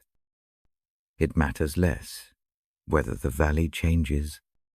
It matters more that the feet have company. My friend taught me another small thing. When the night feels like a tunnel, the practice is to place one hand on the chest and one hand on the lap. Feel the warmth where the heart rests. Imagine the staff resting there. Not heavy, but steady. Give one small worry to that image. Name it in one short phrase. Then breathe and picture handing it across. The body follows the imagination. The shoulders lower. The jaw softens. The throat unclenches. The weight shifts. Not by force, but by exchange. The assurance of the shepherd is not a call to passive waiting. It is an invitation to a kind of partnership. My friend kept up the ordinary tasks, while also opening to the presence that promised to walk beside. Resume writing continued. Medical appointments were kept. Friends who offered help were welcomed. The practice of prayer and reading became a companion to practical work, not a substitute for it. This kind of faith is plain work paired with a soft acceptance of help. There was a night when the valley felt deepest. A hospital lamp hummed. Monitors breathed in small rhythms. My friend closed the eyes and touched the open Bible. The verse settled like a soft hand across a fevered brow. The presence described by the psalm did not remove the fear, but it stood beside it. The room felt less like a battlefield and more like a place where watchfulness could happen. That watchfulness is a kind of quiet mercy. Hope in that season did not arrive as an explosion. It came as a sequence of small lights, a message of encouragement, a neighbor's loaf, a clear answer on a needed form. The mind that had been used to expecting only worst-case scenarios learned, slowly, to notice small mercies. These small things do not minimize suffering. They turn suffering into a path that can be borne. The rod and staff do not carry the traveler. They make the walking possible. When the valleys come, fear will have reasons. That is understandable. The promise in the psalm is not an instant override of human caution. It is a companion for the caution. I have seen how this changes the body. When a hand reaches for the Bible, the breath lengthens. When a verse is allowed to be a small rhythm instead of a task to prove, the jaw eases. When help is accepted, the load becomes shared. The body sleeps more often, the mind rests more readily. If it helps, make a small ritual tonight. Place the Bible where hands can find it without searching. Leave the lamp at a low glow. Breathe in and imagine the staff along the path you must walk. Breathe out and place a single worry into the image of that staff. Do not try to give everything at once. Begin with one small pebble. Let the body notice the exchange. Repeat as needed. The practice trains the hands and the heart to receive. My friend's hope became a kind of invitation for others. People who had once stood at a distance found it easier to come near. They did not have to fix everything. They only had to keep a presence. This is the gentle logic of the psalm. Company and care are offered in practical measures. The offer is wide enough for our small imperfections. I keep the page steady under my thumb. The lamp makes its calm circle. The house breathes a slow breath. Tonight, the line settles in the chest like a warm stone. Not heavy, not burdening. A small anchor. I will read the verse aloud in the next part. I will let each word have room. I will let the rhythm match the lungs. For now, hold the image of the staff and the hand beside your shoulder. Let that image be the first place your breath rests. When sleep leans close, allow the rest. Hand one pebble to the staff and let the ripple quiet the waters. The valley remains a place that will be traversed at times. The promise keeps company there. The rod and staff steady the step and comfort the heart. Rest in that simple assurance for the night. I stay with the lamp and the book until sleep takes the room. When you are ready, let the eyes close and let the promise walk with you. I set the Bible in my lap and let the lamp make its steady circle of light. The room breathes slow. My voice drops to the same careful level it has when the house grows quiet. Tonight I hold a short thought. Close community matters. It matters not as a lofty word, but as a practical way to carry what is heavy. I read these pages for you each night. That habit teaches me small truths. One of them is this. Some burdens are meant to be placed not on a lone shoulder, but into a shared hand. The idea is plain. It is also gentle. It changes the way rest finds us. Think of a basket. It is not large or fancy. It is woven from simple reeds. A single hand can hold it for a little while, but when the basket is carried by many hands, it becomes steady across a long road. The weight is the same. The strain is not. A short walk becomes possible. The hands take turns. The load moves forward without crushing one pair of palms. Once, in a season that felt like too much, a small community formed without any ceremony. A neighbor started leaving a heating pad at the front step when the nights grew cold. Someone else brought a cup of soup when decisions swelled like a high tide. A person I had hardly known offered to keep an eye on the mail.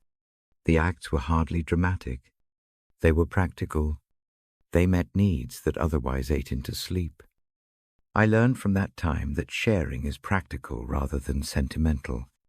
The point is not to be spared difficulty, but to be spared the loneliness of it. A worried night becomes different when there is a memory of minds that have kept watch before. Remembering that others are ready to help alters how the body prepares for sleep. The jaw unclenches by a fraction. The shoulders drop by a breath. Small physical shifts follow a small change in trust. Community is not only about the big rescues, it is about the quiet, repeated help that accumulates. someone bringing a loaf, a neighbor's phone call that asks only how you are, a friend offering a quiet hour to sit and listen.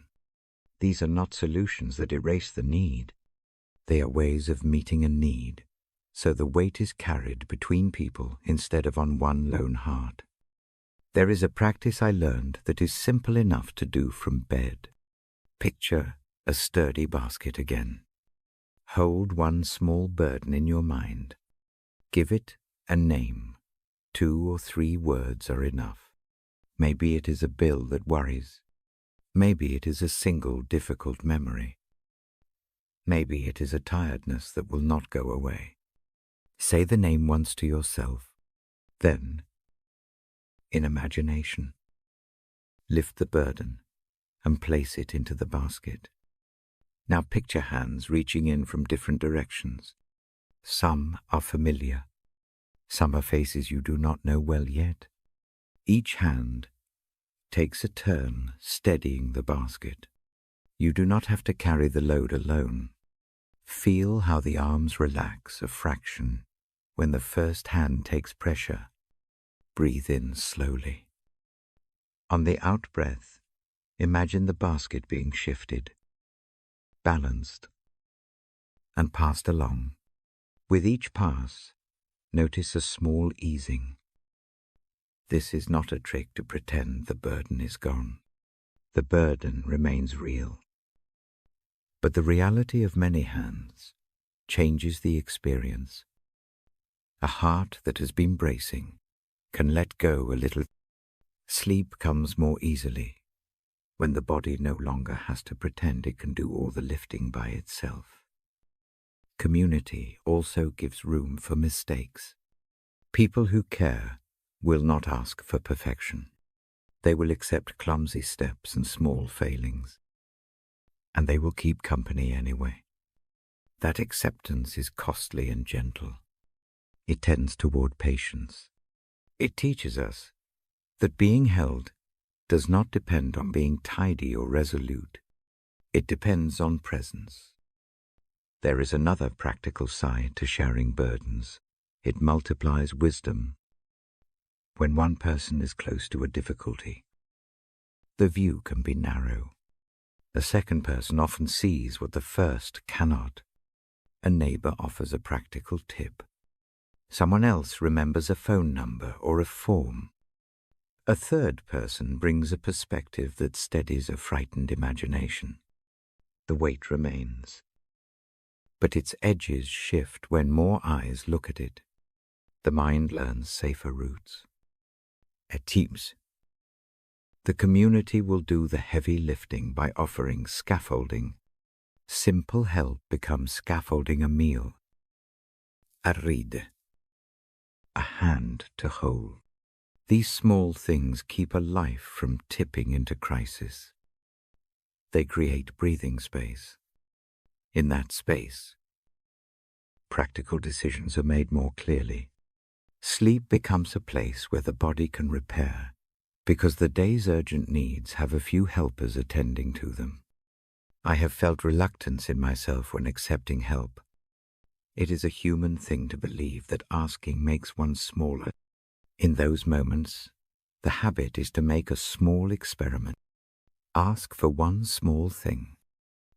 Not everything. Just one short request. Perhaps a single errand. A phone call. Or a 5-minute conversation that simply listens. See how it lands. Often the request is met with a kindness that does not demand anything else in return. The act of asking breaks a wall gently. The body notices the lift.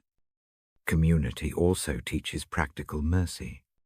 Mercy is not a broad abstract. It shows up as a neighbor leaving a tray of food. A friend staying late in the hospital room.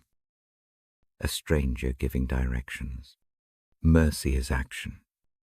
It is the movement of hands toward a need. The small mercies accumulate. They change the shape of a week and the shape of a night. If you wonder how to begin, There are modest steps that will not require great bravery. Make a short list of 3 names of people who have offered kindness in the past. Send one of them a brief note or a small voice message. Tell them one simple way they could help this week. Or, if it feels safer, ask for prayer for a single named thing. Do this without a grand explanation. The smallness of the ask makes it easier for both giver and receiver. Help arrives as a small rhythm rather than a dramatic act. There is also a practice for those who can give. Sometimes comfort is silence shared. Sometimes comfort is a practical visit with a cup of tea. The gift of listening without trying to fix is a form of help that weighs less than advice and more than pity. Offer a small presence. Stay for 5 minutes longer than you had planned. Bring nothing but your hand and a readiness to be steady. These are the ways burdens are actually shared. The community may be local, a neighbor, a church group, a close friend, or it may be wider and more surprising. Sometimes help arrives from a person who was unknown before a small crisis. The world is threaded with unexpected kindness. The practice is to accept it when offered. Acceptance does not mean losing dignity. It is a humble recognition that no one is meant to carry everything alone. When worry returns at night, the memory of these small acts will be a useful balm. Before sleep, name one small need and picture it placed in the shared basket. Imagine hands passing it along. Breathe slowly and let the body follow the image. Do this a few times. The practice shifts more than mood. It trains the muscles around the heart to let go. There is also a way of bearing witness that comforts the giver. When help arrives and eases a night, send a note of thanks. A short word of appreciation is not required, but it reinforces the bond between people. It lets the helper know their small act mattered. Community needs encouragement to continue. Kindness that is noticed tends to be repeated. Do not wait for dramatic proof that help will always come. Practice the small exchanges before they are urgent. Offer a cup of coffee, a chorus line of a brief phone call, a casserole left at a door. These ordinary payments into the common life keep a community fresh. They practice the habit of bearing one another's burdens before the load becomes too great. Now breathe with me. Inhale slowly. Hold for a gentle beat. On the out-breath, imagine one small worry leaving your hands and settling into a shared basket. Picture a friendly hand taking hold of the basket's handle. Feel a slight easing in the neck and shoulders. Repeat once or twice. Let the image sink down into the bones. This work of shared bearing does not promise that every night will be easy. It promises something quieter and steadier. It promises that when the night feels long, there is likely to be a hand nearby. It promises that hurts may be tended, and that practical help will come in ways large and small.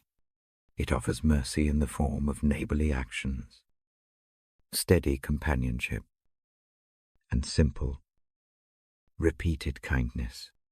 I will read a passage about bearing burdens in the next part. I will read it slowly, leaving room between the lines so the ear can catch the cadence. For now, let the thought of the basket and the many hands be a small comfort. Keep one worry as a pebble in your mind. Place it in the shared basket. Breathe. Let the hands steady it. Stay here a moment longer if you like. Feel the lamp's glow. Notice the rise and fall of breath one more time. The household keeps its slow watch. Community is near, even when it seems distant. Sleep will come with a gentler weight when burdens are shared.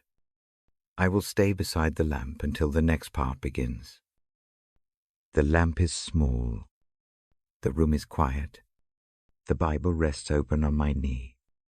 My voice keeps to a low pace. Tonight I hold a single line with care. Let the peace of Christ rule in your hearts. That phrase is not an order to perform. It is an invitation to an interior posture. Think of the heart as a little room with a door. Worry knocks. Fear presses. Letting peace rule means setting a guard at the door.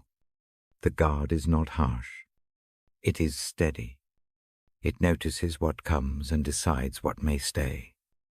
I have learned this not only from the page. I learn it from people. Community shows what the line means in real life. A group of ordinary hands taught me how peace can be a guard. The story is small. It is the sort of thing that happens without fanfare. A few years back, a winter brought a night that would not be easy. Someone close to me is ill. The days pull long. The mind rehearses all the ways things could fail. Sleep thins into a string of small wakings. The jaw stays clenched until morning. Practical needs crowd the hours. The lists grow heavy. Neighbors begin to help in modest ways. One leaves a bowl of stew on the step. Another drops by with extra blankets. A church member offers to come sit for an hour so the house need not be watched alone. The acts are nothing like a rescue mission. They are simple adjustments. They keep the ordinary machine of life moving. The help is practical, and it is steady. One evening, the house feels narrower than it is. The lamp throws a soft circle on the table. I open the Bible and find the verse about letting peace rule. I read it slowly. I do not read to persuade. I read as a person who needs a direction to look. A few friends are there that night. We do not plan anything formal. We sit in the same room. One person folds a blanket. Another hums a quiet tune under their breath.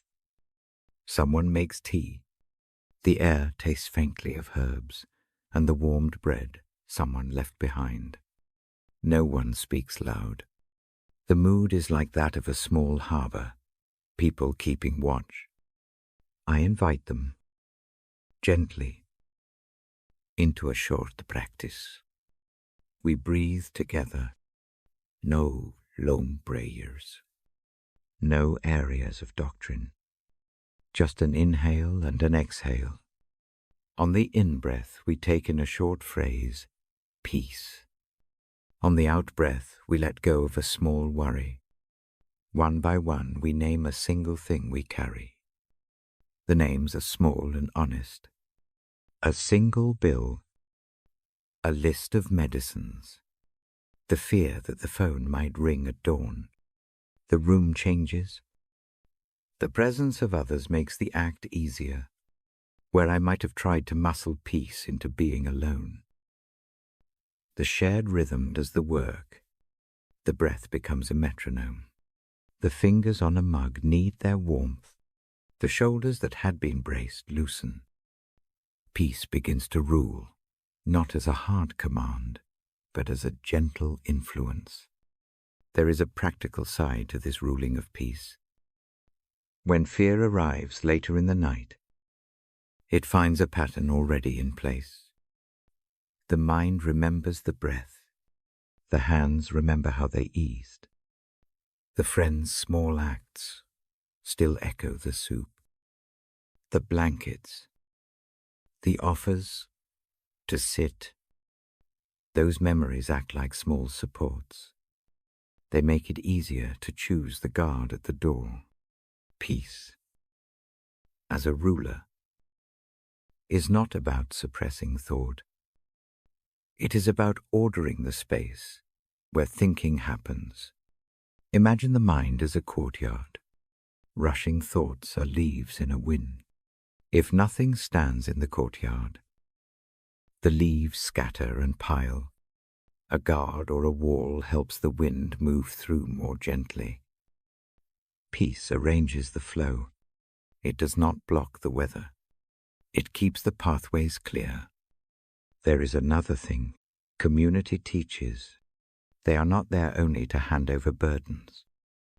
They teach me to let the peace rule at practical moments. A friend will remind me, softly, to pause. When a worry becomes loud, breathe first.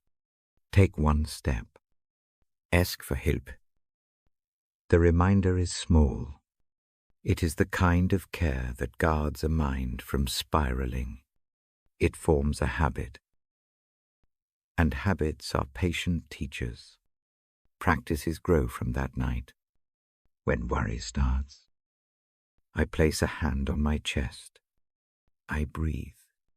I say the phrase, quietly inside, let the peace of Christ rule.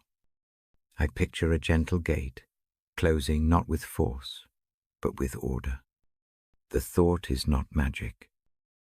It is a small training of the nervous system. The breath lengthens. The pulse slows. The mind has fewer resources to spin on every dark corner. One winter morning, weeks after that evening, a late bill arrives. The old panic stirs. The chest tightens. The instinct is to run through all the worst ends, but the memory of the room and the steady breath is nearer. I stop. I place the bill on the table. I take one measured breath. I text a neighbor, a short note asking for advice. Then I call a friend. The crisis does not vanish. The panic does not melt away. But the heart steadies enough to make sensible choices. That steadiness is the peace ruling. Colossians does not promise that peace removes trouble. It promises that peace can have authority inside. That authority shapes response. It keeps the heart from being occupied by panic. It keeps the mind from rehearsing catastrophe in endless loops. It does this in practical ways, calmer decisions, clairer conversation, steadier sleep. Community helps stitch the practice into life. When others keep watch, it becomes normal to hand things over. A box of paperwork is easier to sort when another person sits and sorts with you. A night is easier to sleep through when a friend sits in the next room. The small, practical acts make the space for peace to be the ruling posture. There is another quiet lesson. Letting peace rule invites a kind of forgiveness toward the self. When things are hard, the inner voice can be cruel. It says, this should have been handled better. It says you should have been stronger. Community shows a different truth. People who share burdens rarely tally faults. They come with soup, with hands, with simple company. Their presence communicates that failure is not the final measure. That message guards the mind like a sentry who refuses to read aloud every self-criticism. On many nights now, before sleep, I read the lines slowly. I let the words fall into the room with space between them. I place my hand on the Bible and then on my chest. I breathe. If a worry presses, I name it once, quietly. Then I imagine it placed into the shared basket we have spoken of before. I picture hands taking that basket. Sometimes those hands belong to friends. Sometimes they belong to a wider kindness I cannot see. Either way, the act changes how the mind holds the worry. Practice builds trust. The first times the mind suspects the practice will fail, that suspicion is allowed. It is part of the mind's job to be cautious, but repeated small experiences of being helped reshape the expectation. The heart learns that it can be less clever and more taught. Peace becomes an inner companion, not a rare prize. There are nights when community cannot be physically near. People are far away. The phone is silent. The lamp seems too small. In those hours, I remember the shape of the small room with friends. I recall the sound of a kettle, the heft of a blanket, the way someone's hand rested on a Bible page. Those memories act as placeholders. They keep the guard at the door until help can arrive again. Letting the peace rule is not a one-time decision. It is a habit. It is trained by small acts, breath, naming a single worry, offering it, accepting a simple help, remembering a meal left on the step. Each act strengthens the guard. Each act teaches the mind that calm is possible. If you are with me now, place a hand on your chest if it comforts you. Breathe slowly. On the in-breath, think the word peace. On the out-breath, ease one small worry. If it helps, picture hands, many hands lifting the burden into a shared basket. Notice how the shoulders shift. Notice how the jaw loosens. Let the feeling sit a moment. I will read the verse aloud in the next part. I will read it slowly. With space between the words, I will let the cadence be the same as the breath. For now, hold the small memory of that evening of soup, of blankets, of watchful friends. Let the image soften the night. Let the peace rule in this small place. The guard keeps its gentle watch.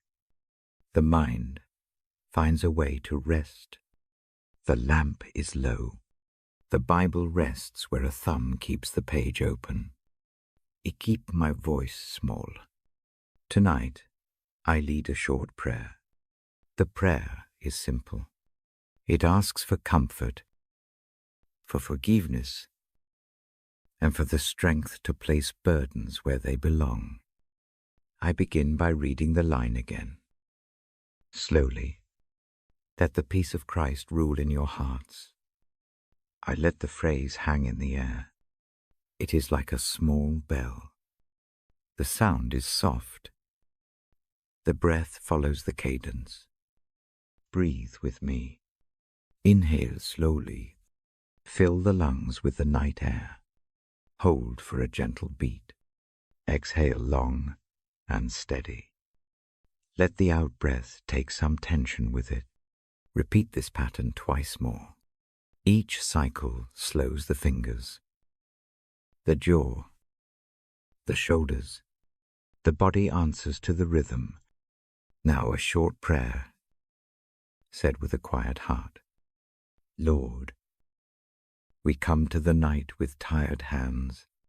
Comfort arrives like a warm cloth. Let that warmth be here now. Ease the places that ache. Soften the tightness around the jaw. Reach into the long hours and touch the small fears that live there. Let rest be a room that opens. Forgiveness is asked in a single breath. There are things left undone. There are words that cut and will not drop. There are mistakes remembered like sharp stones. Grant a gentle clearing. Help us to name what needs release. Give courage to let go of old blame. Help the heart forgive others in small steps. Help the heart forgive itself. For mercy is a right the tired deserve. Give strength as well, not the loud strength that argues and demands. Give the quiet strength of hands that can loosen a grip. Teach the muscles of the chest to unfurl. Teach the mind to place one burden at a time into another's care. Show how to hand a single worry across. Make the trade simple, one small fear, one trusting breath, one brief handing over. For comfort, a picture comes easily. Imagine a lamp that will not go out. It shines for as long as it takes. Let that lamp be near the mind. Let its glow rest on the places that ache. If sleep does not come quickly, let the light be a steady companion. If dreams are heavy, place a soft cover over them. Let warmth be practical, a blanket, a neighbor's kindness, a short message that says you are seen, for forgiveness. I guide gently. See the fault without making it larger. Name it in a soft voice inside the head. Then picture placing it on a small table. Cover it with a cloth of mercy.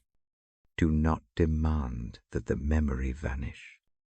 Let it be received and sheltered. The act of handing over is a literal relief. The shoulders drop a fraction when the thing is not clutched so tightly. For strength to place burdens, use this small image. Hold a pebble in the hand of the mind. The pebble is one worry. Walk a few steps in the imagination to a bench that sits near the water. Lay the pebble down. Watch the current. Take it. Or watch another hand. Lift it and hold it steady. The motion is not symbolic alone. The body mirrors it. Muscles that had been rigid learn to relax. The mind repeats the pattern until the action becomes a habit. Ask also for the grace to accept help. Pride guards with clenched fingers. Pride says, I must carry this alone. Teach the hands to loosen. Teach the heart to welcome aid without measuring weakness. Make the grace practical. Let a neighbor's dish be accepted. Let a friend's short phone call be enough. Let simple acts of kindness be recognized as careful rescue. Ask for a gentleness toward others when sleep comes and the day is gone. Memories of sharp words sometimes return. Soften the memory. Give room to apologies that have not yet been spoken, and to words that cannot be taken back. Let mercy be the first language in which the night speaks.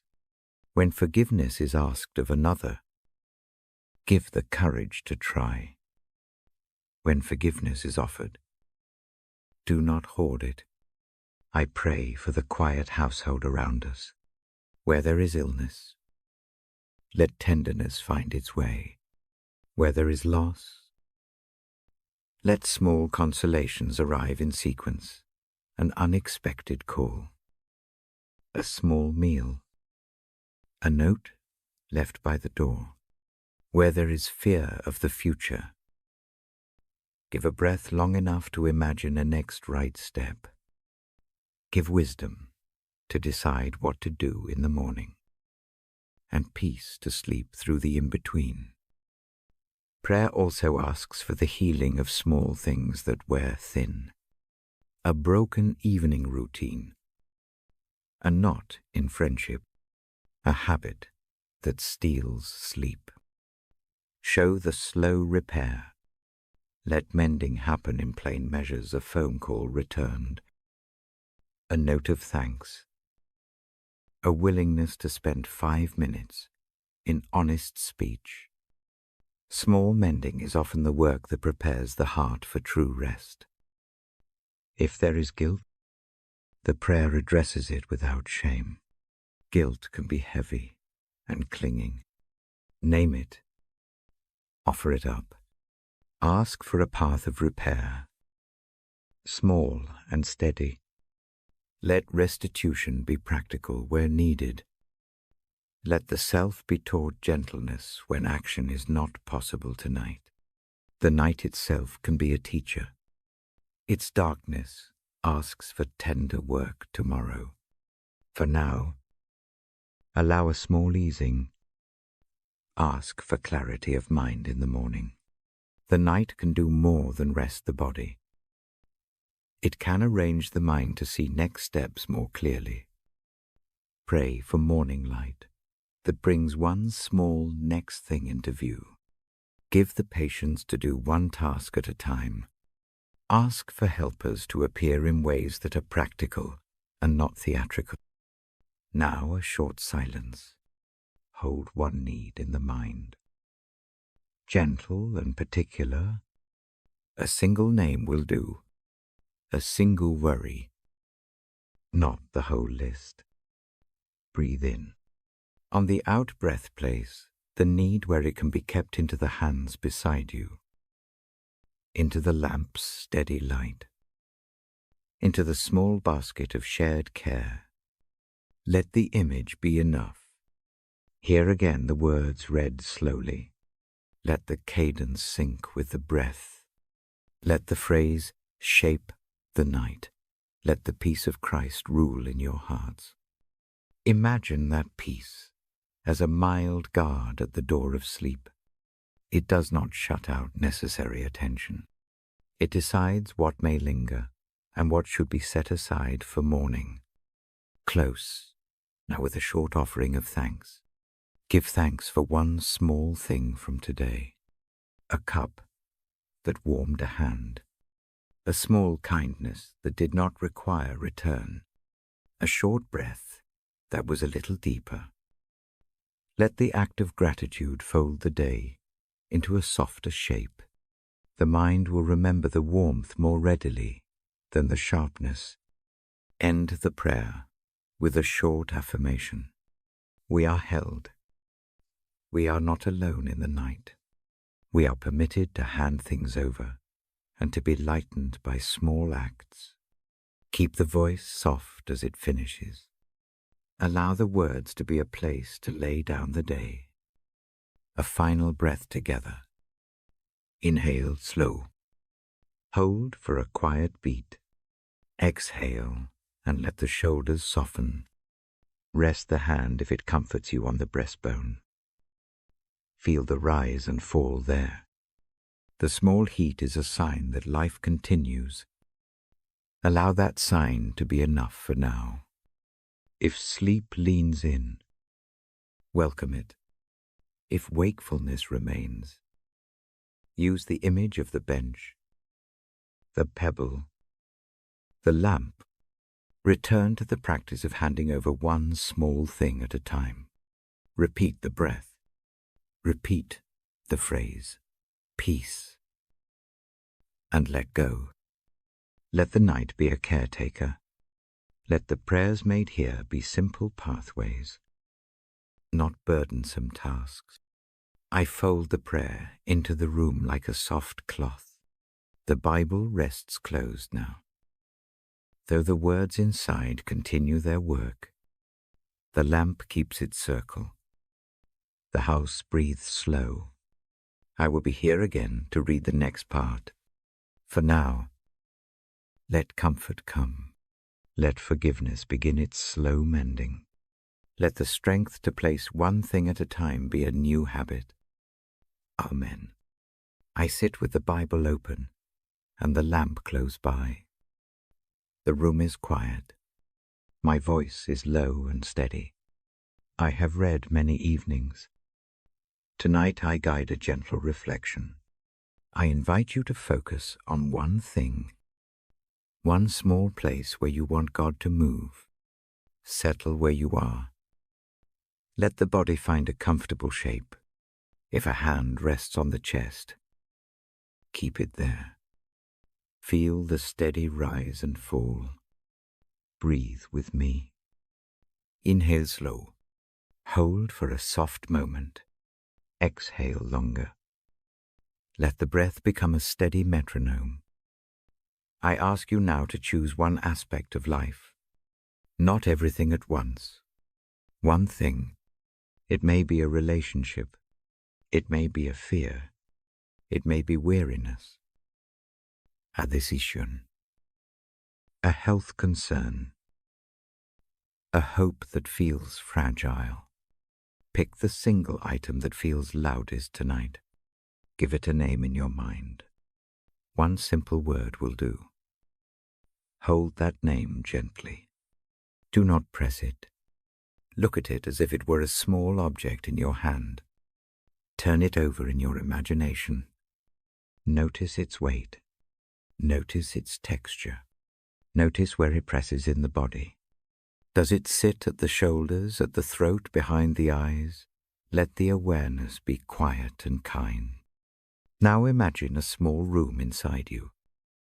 It is warm and plain. A single window faces east. A wooden table sits beneath it. On the table there is a shallow bowl of water. The room is not crowded.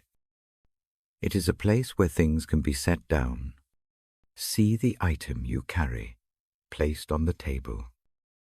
Do not force it. Allow it to rest there with calm. I place my hand on the Bible. The book is a simple companion. I read aloud so that words can be a steady thread. I do not read now. I keep the book close, because reading will come in the next part. This moment is for a quiet exchange. Imagine a lamp above the table. It is not bright. Its light is warm and sure. When the item sits on the table, the lamp draws a small circle of light around it. The light does not make the thing disappear. It simply clarifies the edges.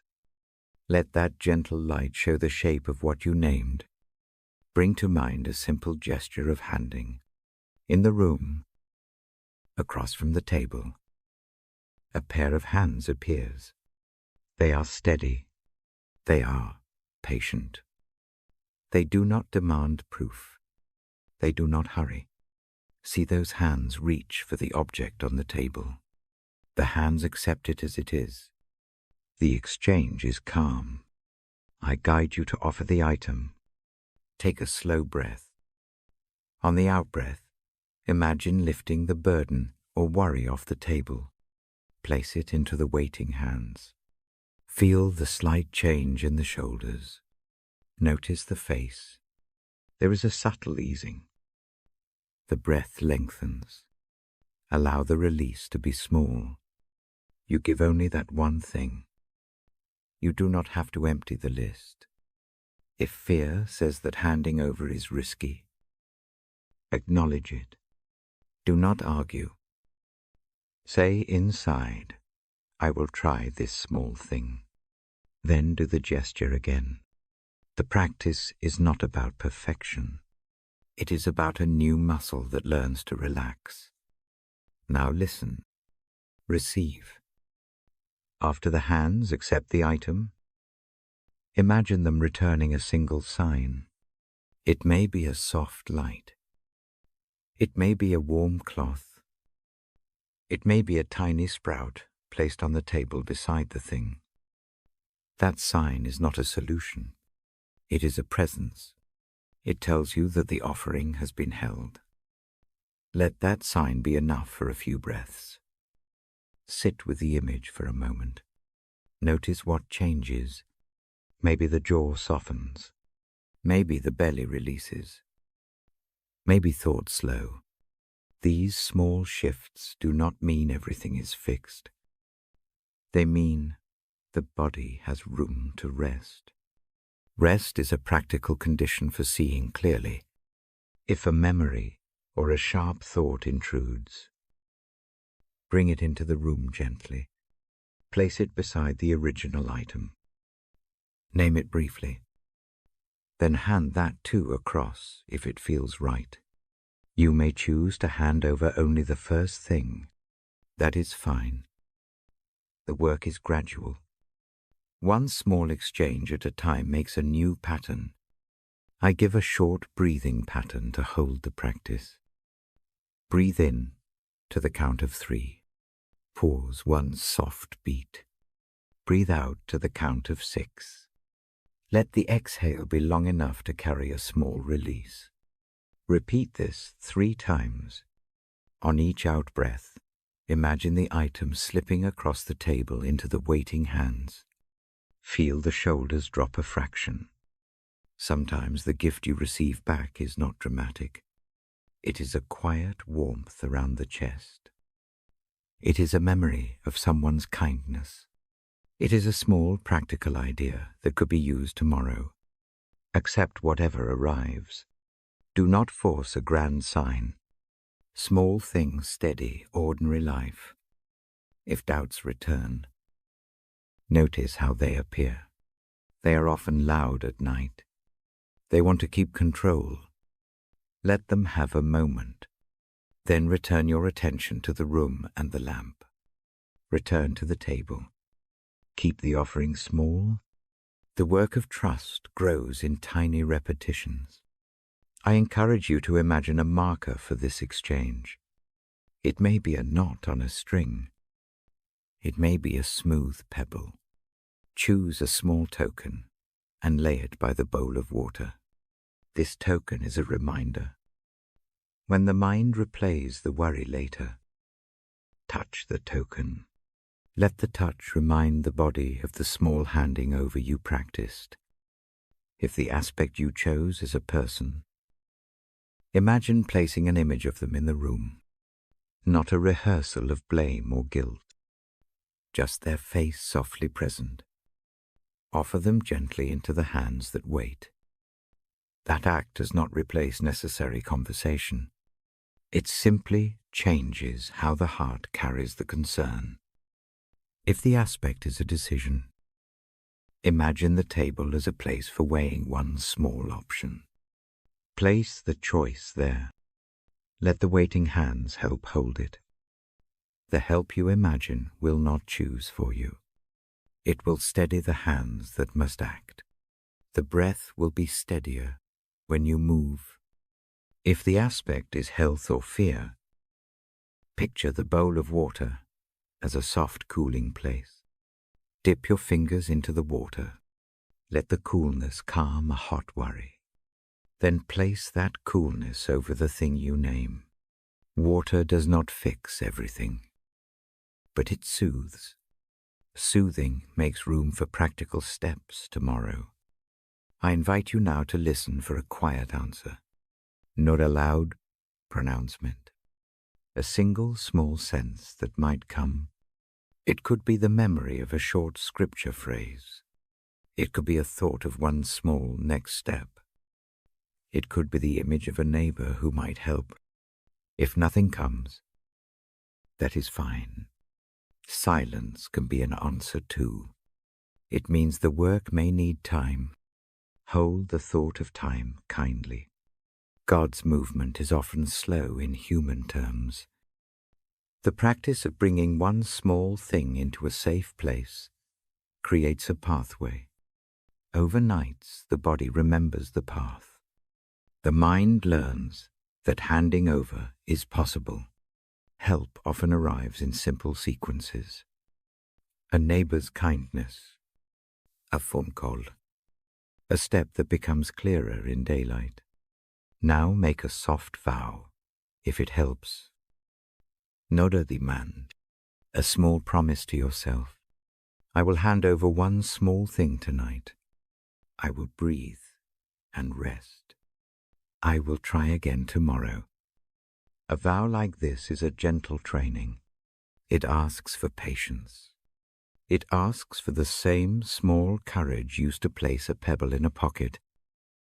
Keep the lamp in mind as a habit. Before sleep, Return to the small room. Place one thing on the table. Offer it. Receive the sign. Touch the token. Breathe. Over time, this simple act will live in the body. It will be a repair in quiet pieces. If sleep leans close now, allow it. Let the room you made hold the offering. Let the waiting hands keep it there for safekeeping. The night can be a partner in this work. While the body rests, the mind will continue to learn the pattern you began. If wakefulness remains, stay gentle. Repeat the breathing. Repeat the offering with the same calm. Do not rush to finish. Let the practice be the evening's shape.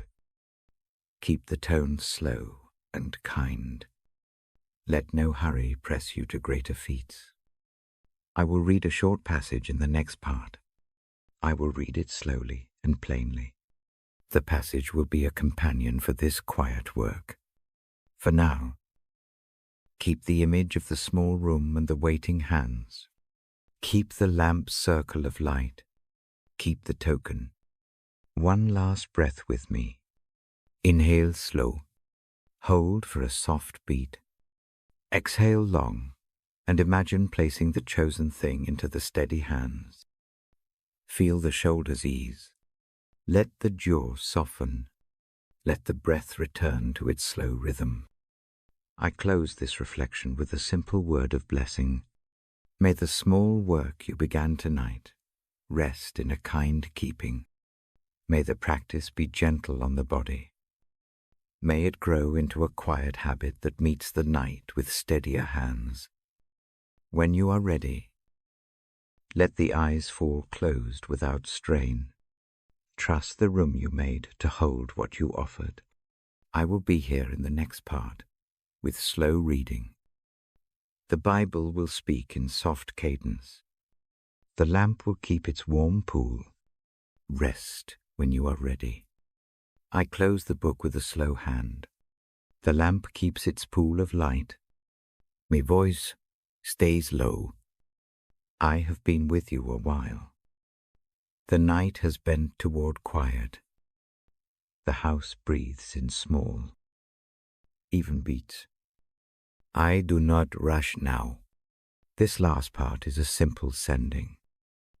It is a soft lowering of the curtain. The day has been set down. The heart has been given small tasks to practice. Tonight, I offer a blessing to shape the hours ahead. Settle your body first.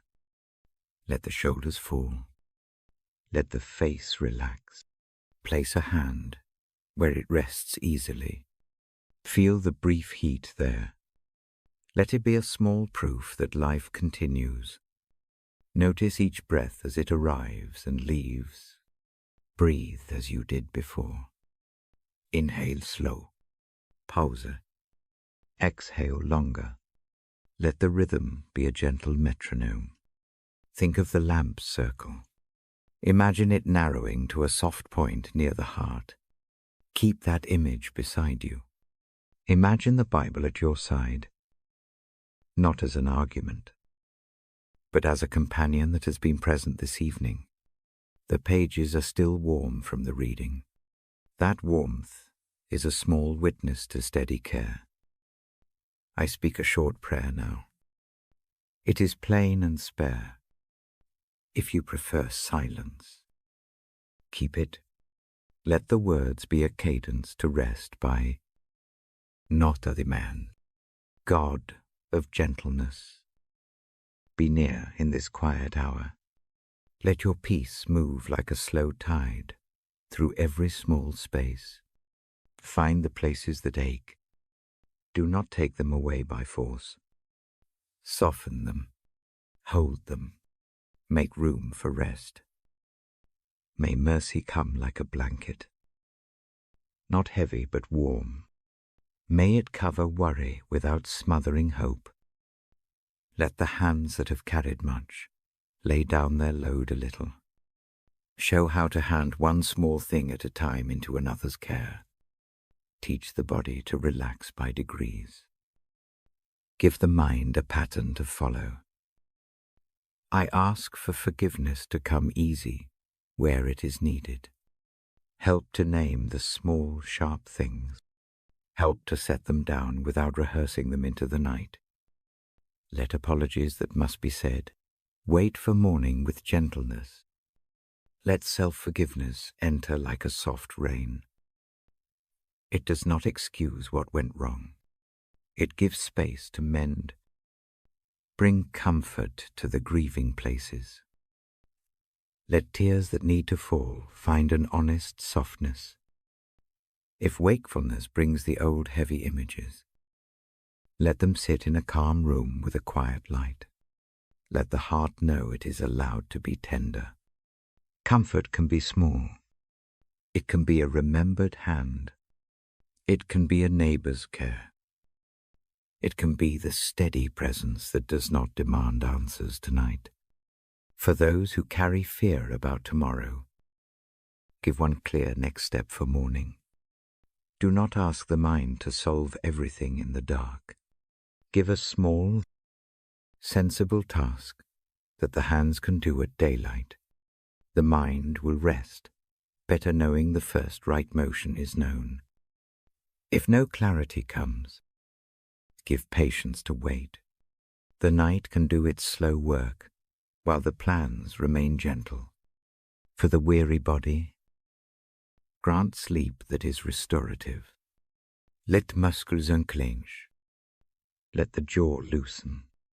Allow the breath to become deeper and more even. Permit dreams to be less sharp.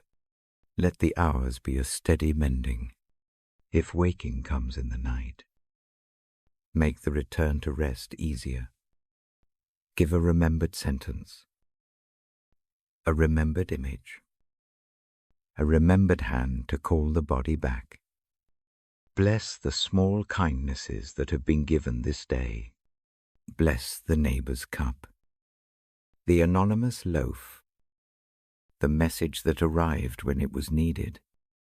These little things are not trifles. They are the invisible cords that tie a life to its people. Multiply them in ways that make the dark gentler. Protect those who are alone tonight. Let them sense company, not as noise, but as presence. Let prayers of others form a soft ring around them. Where grief presses hardest, let a small noticing occur. Let someone think of them tomorrow. Let a call, a note, a visit be a practical echo of the watching that started this hour. Remember the children, the old, the sick, and the anxious. Keep them safe. Grant calm in their rooms. Soften questions that have no quick answers. Let rest be a gift to their bodies and their hearts. For those who keep watch for others, give a power that is quiet and steady. Reward fatigue with a depth of peace that rests the hands. I ask that hope find its small roots in the morning. Hope need not show itself as certainty.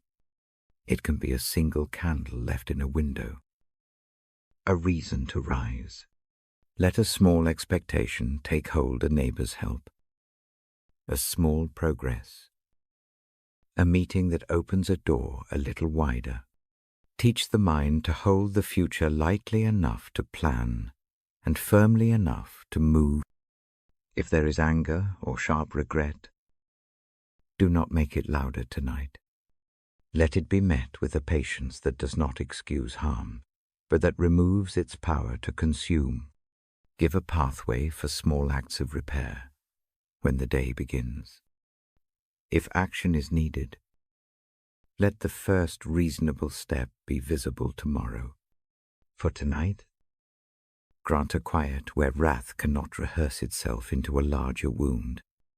I speak a blessing for bodies that ache, for tired muscles and joints, for heads that throb, for lungs that catch. Bring ease.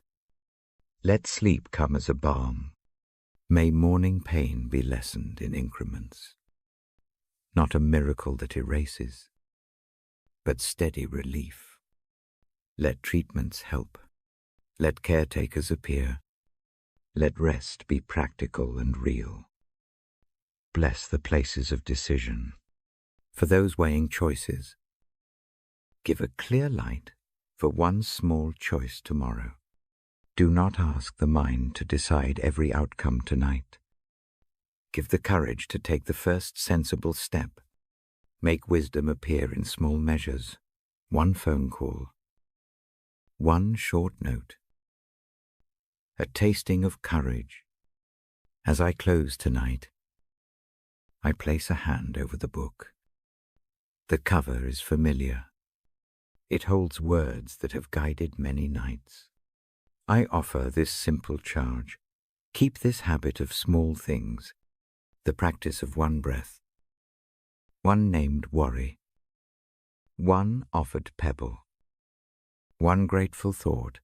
These build an inner house where peace can live. I will speak a short final sending now. Hear it as a tender permission. It is spoken slowly. Let each part land like a breath. May God's peace rest over you tonight. Let it fall like a soft veil. May it cover restlessly, thinking minds with silence that is not empty, but full of gentle keeping. May it cradle each small concern you handed over and tend it with patience. May sleep be deep enough to restore what is thin. May mercy surround every sorrow. May forgiveness come easily where it is needed. May it come as a relief that makes room for morning work. May tenderness enter the places that have been hard and begin the slow work of mending. May hope be ready in the morning, not the loud promise of certainty, but the quiet expectation that one small step will be possible. May that step be enough to begin a sequence of better days. May the light that sits in the pages of the book keep a gentle watch over your heart.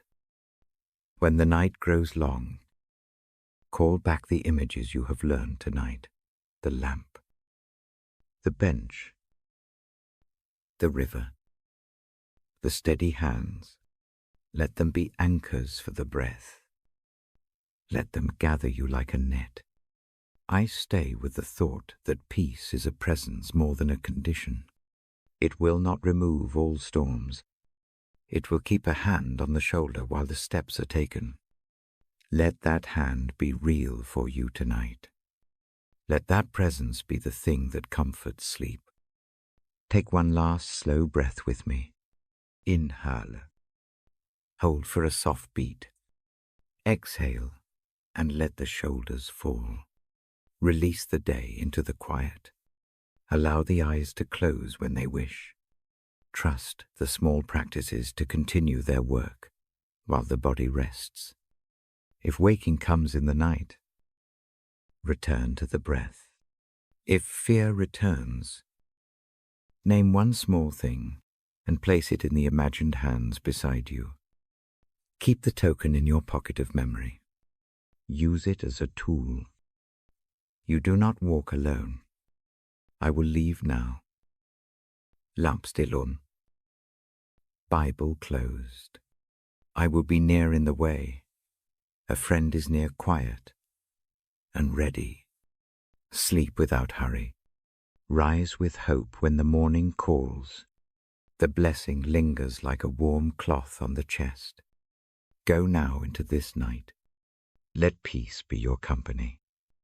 Let mercy fold around you. Let hope meet the morning. Rest in that blessing. Amen.